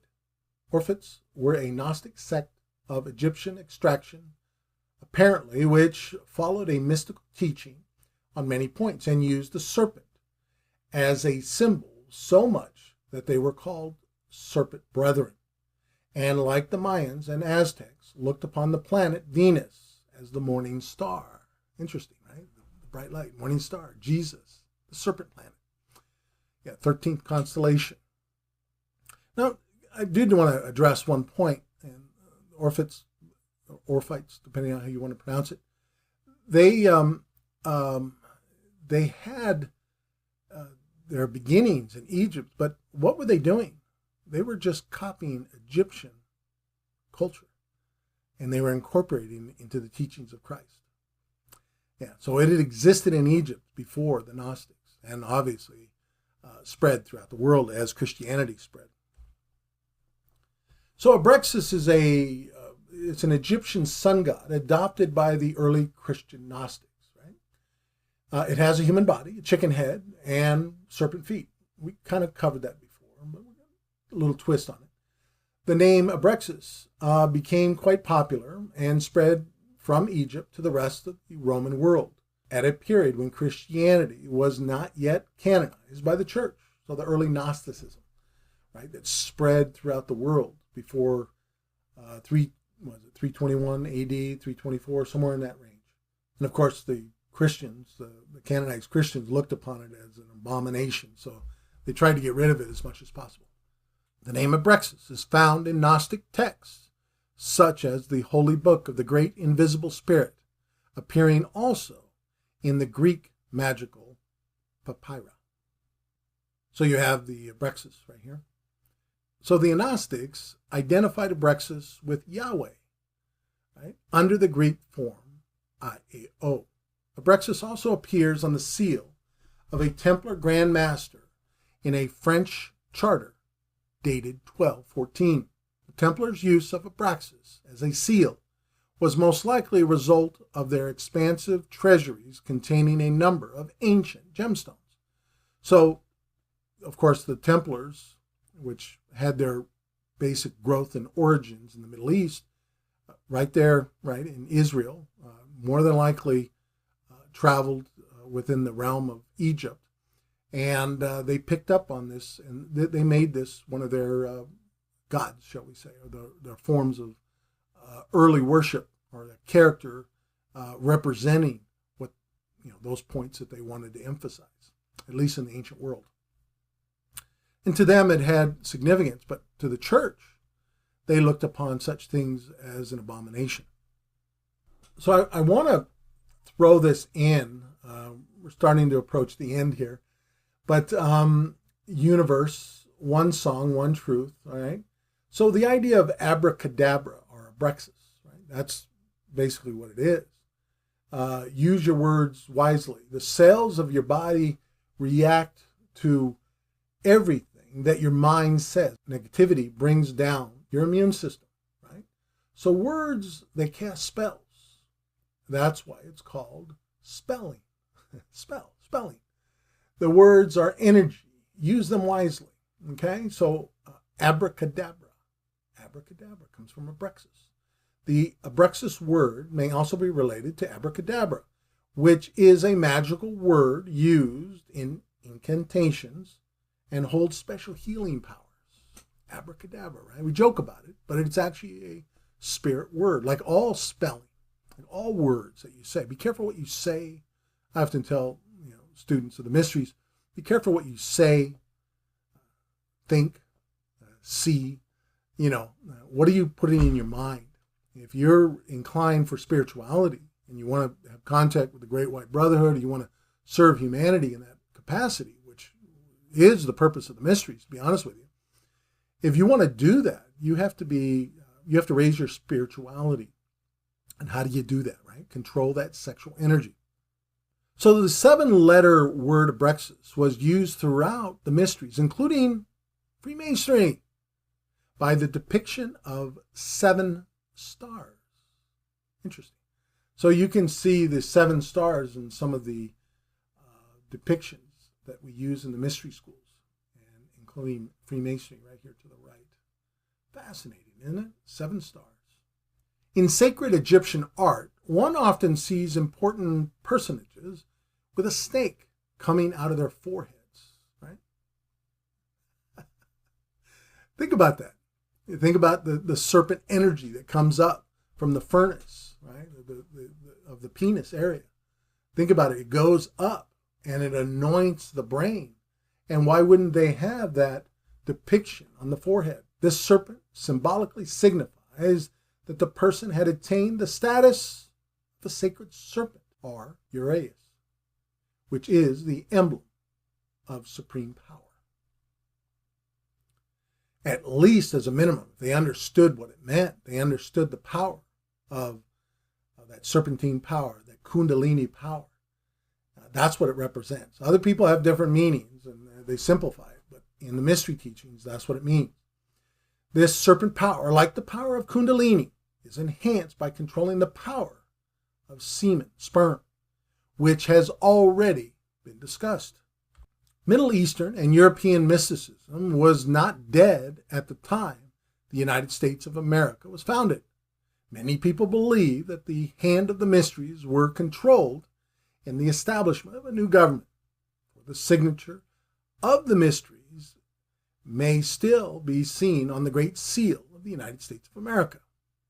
Careful analysis of the seal discloses a mass of occult and Masonic symbols, chief among them the so-called American eagle, or what is the eagle? Right? The phoenix. A bird which Benjamin Franklin declared unworthy to be chosen as the emblem of the great, powerful, and progressive people. Yeah, I think he wanted a turkey, didn't he? Okay, so you can see in here on the seal. Here again, only the student of symbolism can see through this subterfuge and realize that the American eagle upon the Great Seal is but a conventionalized phoenix. Notice its thin neck, right?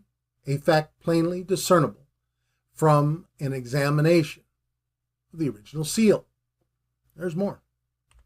In his sketch of the history of the seal of the United States, Galliard Hunt unwittingly brought forward much material to substantiate the belief that the original seal carried the phoenix bird on its obverse surface and the Great Pyramid of Giza upon its reverse surface. In a colorized sketch submitted as a design for the Great Seal by William Barton in 1782, an actual phoenix appears sitting upon a nest of flames. So you can see it up here, phoenix. The serpent's number, as mentioned previously, is 13, which frequently appears on the Great Seal of the United States, is not limited to the number of the original colonies. The sacred emblem of the ancient initiates, here composed of 13 stars, also appears above the head of the eagle or phoenix, which is a reptile. Keep in mind, it's a reptile. Whether it's an eagle or phoenix, it's a reptile. The motto, E pluribus unum, contains 13 letters, as does also the inscription, Annuit coeptis. The eagle or phoenix clutches in its right talon a branch bearing 13 leaves and 13 berries, and its left a sheaf of 13 arrows. The face of the pyramid, exclusive of the panel containing the date, consists of 72 stones arranged in 13 rows. Interesting. The eagles of Napoleon and Caesar and the zodiacal eagle of Scorpio are really phoenixes. For the latter bird, not the eagle, is the symbol of spiritual victory and achievement. So you'll never look upon the eagle the same way. Okay, so to the regular person who sees it, they see the eagle, right? And that would even go for the United States. They see the eagle. But those who are taught the mysteries know it better. It is actually the phoenix, a reptile. This is how we hide symbolism right in front of you, so you do not know until you have eyes to see and ears to hear. Masonry is in a position to solve many of the secrets of its esoteric doctrine when it realizes that both its single and double-headed eagles are phoenixes. This is from Manly P. Hall. And that to all initiates and philosophers, the phoenixes is a symbol of transmutation and regeneration of the creative serpent energy, commonly called the accomplishment of the great work, which is commonly called, again, immortality. So wait a minute. The study of the phoenix, or the eagle, right, to the initiates and the philosophers, is the phoenix, which is a symbol of transmutation and regeneration, or the great work. It's the energy of immortality. Yeah, you'll never look upon the eagle again.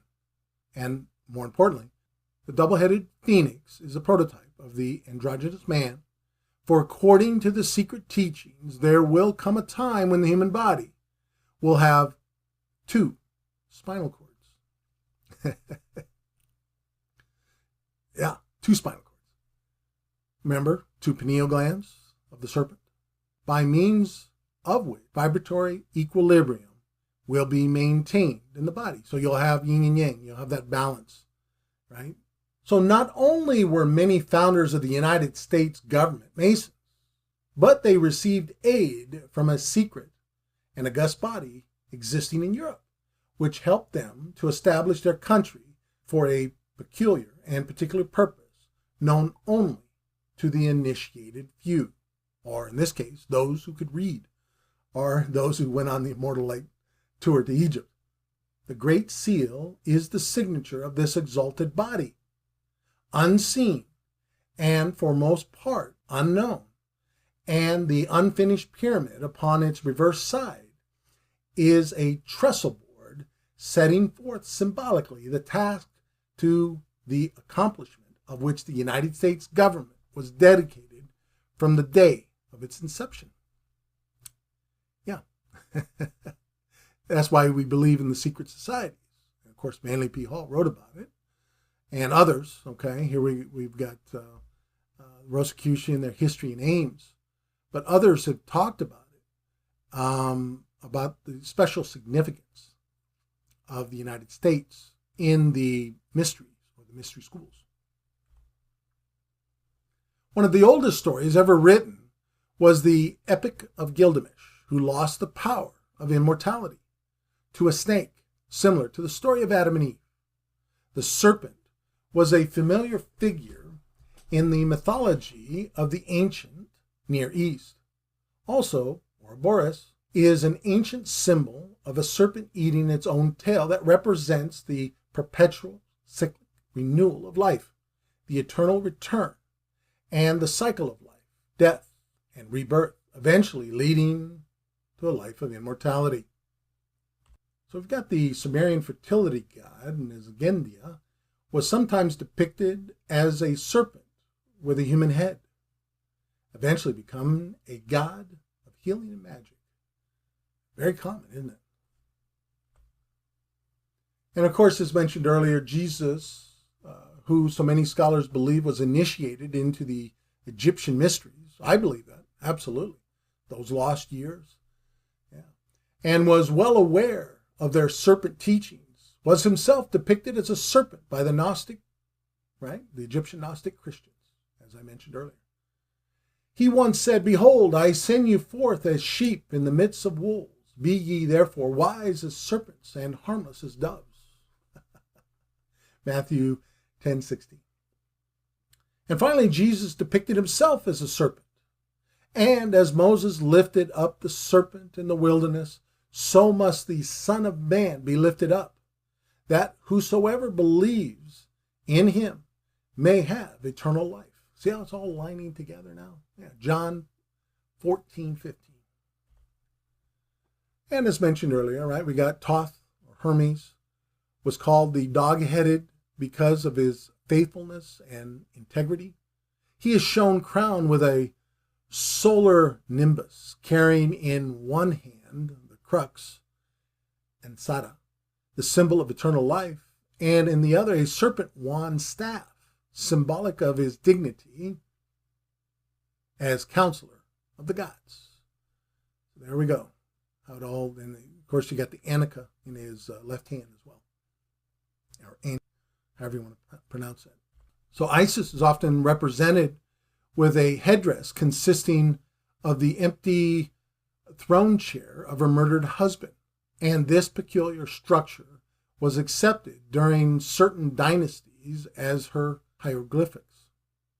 A serpent interwoven among the olive leaves on her head, devouring its own tail, denotes the horrific uncustacy was soiled with venom of terrestrial corruption which surrounded it, and must be mortified and purified by seven planetary circulations or purifications called flying eagles, alchemical terminology, in order to make it medicinal for the restoration of health. So you can see up here, and she had the serpent. You can't really see it, but there's a serpent up there. And Isis. In early Egypt, right, you have Isis and Osiris depicted as serpents. Here we see Isis and Osiris in the likeness of snakes with heads crowned by lotus flowers. Isis with replaced serpent feet indicates that nature is inclined to preserve life and to heal disease by expelling impurities and corruption. And of course this symbol, very common, I'm sure you've seen it before, which appears over the pylons or gates of many Egyptian palaces and temples, is emblematic of the three persons of the Egyptian Trinity. The wings, the serpents, and the solar orb are the insignia of Amun, Ra, and Osiris. According to Freemason Eliphas Levi, who created the depiction you see here to the right, Baphomet represents the great magical agent. So what he did in his book, in one of his writings, he referred to different parts having different meanings and so forth. Okay, so it's up to you to decipher what this actual what it actually means. But a lot of people, to be honest with you, the Satanists of today, they created their own religion and they've used that figure as their godhead. Laughably, though, they don't know what it means. It actually means good things, but they use it to represent their God. It's fascinating how you can create a religion out of nothing. Adam was fabled to be the father of Seth, who was called the son of serpents. The serpent was not bringing mankind down at all. He was making Adam and Eve like God. He was bestowing the ultimate knowledge.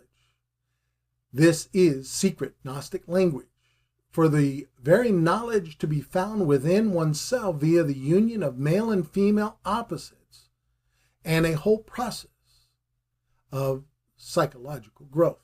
According to 33-degree Freemason Manly P. Hall, Both the cross and the serpent were Atlantean, emblems of divine wisdom. Now this is interesting because this is a series of different crosses that used in Freemasonry. We have the Masonic Book of Crosses, okay? They mean different things to different people. So, a lot of things people don't like, especially that cross to the left, what I'm not going to mention. Of course, that was used by the German neo-Nazis and used a symbol for certain things, right, in the 1930s that had nothing to do with its original meaning. So, and you can see that in the Book of Crosses. So the Tau cross, the single Tau, was a Jewish symbol. There's the Tau cross right here. Hence, the Tau cross and serpent, right here, became authorized emblems of Judaism, Christianity, and Freemasonry. Yeah, it's used in Freemasonry. We'll get into this one a little bit later. You're gonna get a kick out of that. What this one, the serpent, means in this. The Egyptian god Hu is depicted as a serpent, second serpent from the center. That's Hu, depicted as a serpent. Okay. So put your thinking caps on a little bit. This is really quite fascinating. And honestly, what makes this sequence of 3 videos so important is probably this, because most people wouldn't think of this as the sign of the serpent, the Christ. And it really is a consummation of everything that I've tried to put together in these 3 video presentations. It is clearly alluded to that Christ, or XPI, is known as the serpent by Egyptian Gnostic Christians. Right? Yeah. So even though it was used for a different purpose and used throughout time for different reasons, much like the Nazi cross, it has, let's take a history lesson and go back to its original meaning. Furthermore, XPI is referred to as Cairo, which is pronounced like Cairo. Right? And of course, people will say Chiro. And I'm not saying you're wrong, but it is commonly used, and I've been corrected. I'm a member of the Red Cross of Constantine, which is the highest order of the York Rite. And I was counseled that, no, we pronounce it Cairo. I said, okay, it's not Chiro. So I've been schooled on that. Yes, the capital of Egypt. No coincidence here. Right? Cairo. And most interestingly, Kundalini is the process whereby the Christ, remember the Christ oil, right, the serpent, or XPI, or oil, which when emanated from the colostrum in the brain, is risen from the base of the spine, or hell, back home to the cranium, or heaven. Right? That's the purpose, right? Saving it, preserving that colostrum going up, okay? So it will make more sense in the next few slides. So you can see the Red Cross of Constantine and its symbol, XPI, right? The Cairo symbol was also used by the Roman Emperor Constantine I as part of a military standard. Okay, you can see it on his coin here, the military standard right here, and you'll see the symbol in even the Holy Roman Church today, and even Eastern Orthodox. Okay, as part of a military standard known as the Labarum, and is used today within the highest Masonic York Rite Order Red Cross of Constantine, equivalent to the Scottish Rite 33rd degree. Now, basically they mean they have similar meanings. If you want to take it, of course, the double-headed phoenix is used in Scottish Rite in their highest order, particularly the 33, even the 32nd. 33, the serpent, double-headed serpent, double-headed phoenix looking out. But you have the same symbolism used within the highest order of the York Rite. I'm going to say, very few people know this. You're of a very elite group who know what this actually means. Okay, so how do we relate this to the serpent? Okay, go back in time. History lesson. The Anglo-Saxon run alphabet has a letter named IAR. See at the bottom, IAR. The letter IAR means serpent. See yellow block IAR picture. Okay. So there's the IAR. Serpent.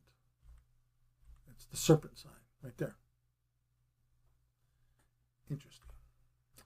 So notice that the letter IAR is found in the symbol of the Chi-Rho, or XP, which means the serpent is found in Chi-Rho, right? As such, if anyone permits the Chi-Rho, this is a belief, right? If you put it on your skin or whatever, it's a powerful indication to the spirit world. As such, if anyone permits the Chi-Rho or XPI to be placed on their body, they place the serpent on their body as well, as the legend goes, or in or on. Right? If it's on, it's going to get in. Right? So go ahead and put the Chi-Rho symbol wherever you want it. All right? But you're sending a very powerful message to the spirit world, right? That you understand what that means. I hope you understand what it means. Azazel is described in the book of Enoch as one of the angel gods originally sent to watch over humanity. So we have the ancient figures portrayed with 7 serpent heads. So there are a lot of them, right? India, Mexico, and Siberia, right? The symbol, the 7-headed serpent god, very common. So we got Azazel is described in the book of Enoch as one of the angels God originally sent to watch over humanity. The prophet Enoch met the creature. In the book of Abraham 23:7, he described the great serpent. It had 7 serpent heads, 14 faces, both sides, right? Hands and feet like a man's, and 12 wings with 6 to a side. So think about this, right? And of course we have Johnny Enoch, our host here. I think he might get a kick out of this, but he basically, you have 7 serpent heads. Remember the Ogdod gods were 4, right? They had 4 male and 4 female. Right? Think about that, right? So 14 faces. So the flying serpent is the Atlantean token coin of the initiate. So in some rites, they would have a flying serpent on a coin or a token of proof that you've completed this degree. The 7-headed snake represents the 7 great Atlantean islands and also the 7 great prehistoric schools of esoteric philosophy. Okay, so here's an ancient map of the seven islands, someone's depiction. This is interesting. So among the ancient Egyptian gods, the goddess Wadjet, the serpent goddess, is often depicted 7 times. Atlanta, right? Of which many believe represents the even energy centers of the astral body, the chakras of the human body, and is closely aligned with the spinal cord. The 7 chakras form a connecting ladder between matter and consciousness, body and mind, earth and heaven. This ladder is often referred to as Kundalini. So you'll see Jacob's ladder, right? You'll see the Egyptian ladder to heaven. That's the Kundalini process they're talking about. Nehebkio is depicted as a serpent, while later on he appears with a human body and a snake head. See that to the right? One of his titles is He Who Harnesses the Spirit, and is known for the 7 cobras he swallowed, thereby absorbing the spirit forces of 7 spirits for his own usage. 7 again, right? Likewise, the Gnostic Christians carried on this tradition with its symbol of fate, which has 7 serpents attached to a single head with a cross on it. So that's the Gnostic symbol, 7 serpents. And see how they kind of keep these ideas alive through time? So if you've ever posted this on social media, now you know what it means. I've seen it numerous times, but I don't think people really know what it meant. Sumerians called the Anunnaki the serpent race. You run with that for a while. You know, there are a lot of books, a lot of videos out there, and they talk a lot of stuff, but you wonder where they got it. It's in the ancient writings. It's in the mysteries, in our writings. Thoth was the lead figure of the mystery teachings of the Great White Brotherhood, as mentioned earlier. Notice he's carrying 2 rods, serpents. Serpentine energy. Interesting. Reptiles. I found this most interesting because it relates to Freemasonry. The Egyptian tree of life, right? We always put up the tree of life, and you got the Egyptian tree of life. Yeah. It's an acacia tree, right? It's used in Freemasonry.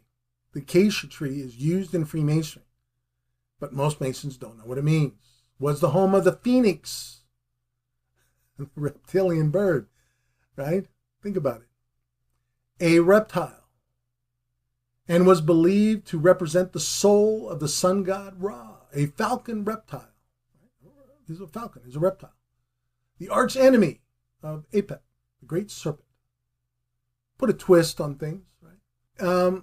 We're getting to the end here, but I just want you to see how this all relates together to what we do today. We don't know that it's intertwined in our culture. I want to leave you with this. This is fascinating. An ancient serpent priest would eventually be called an alchemist. So we started as a serpent priest, right? Way back then, that's the learned class, the serpent priest. Let's say Egypt and before, Samaria, definitely, would be called an alchemist. By the Middle Ages, it was an alchemist. And now today we call it a doctor. So you can see the caduceus sign, an optometry. You still have the serpentine energy here. Double serpents facing each other. Notice they're facing each other, which not looking away. When they face each other, what does that mean? They're seeking immortality. In the Masonic signs, right, the double-headed phoenix, they're looking out. But if the serpents are looking at each other, they're seeking immortality. Dentistry, seeking immortality. Okay, veterinary is one serpent, but still serpentine energy. Okay, and then of course the symbol of life. And so forth. So I can't, listen, I'm not that smart. I can't make this stuff up. This is fascinating. So here's a poem from Thomas More. And I want you to kind of put it all together with our original statement. Right? Poor race of men, said the pitifying spirit. Talking about us, the pitifying spirit. Nearly ye pay for your primal fall. You're paying for it all the time. Right? Because you're pitifying spirit. Some flowers of Eden ye yet inherit. It's still there. You've got a glimpse of what's there for you. If you know what it is and you're seeking it and you study it and you incorporate it and you use it, you'd be surprised what powers you can have. But the trail of the serpent is over them all. The trail of the serpent. Remember we started with the trail of the serpent? Now we're ending with the trail. That's the reason I included that in. We are on the trail of the serpent. The mystery writings will use that again and again. We're on the trail of the serpent. I think that was Albert Mackey, right? In his encyclopedia, Freemasonry. He wrote about the serpent's trail, follow the serpent's trail. But the trail of the serpent is over them all. Yeah, the serpent is there. It influences us more than you realize. It's incorporated in everywhere. I gave you just a short glimpse, maybe 100th or 1,000th of what's out there. I don't know. But I put it together in this lengthy PowerPoint slide. So I hope you enjoyed it. Again, thank you for watching and listening. I hope you learn a little bit more about the mysteries, particularly the serpentine mysteries as they relate to the mystery schools in particular. I do hope you're enjoying your trip to Egypt, and I have decided that I will show these videos at some point in the future, but well after, let's say, the trip is complete. You do have exclusive first-hand knowledge, which many people do not have. Again, thank you for watching and listening, and God bless you all.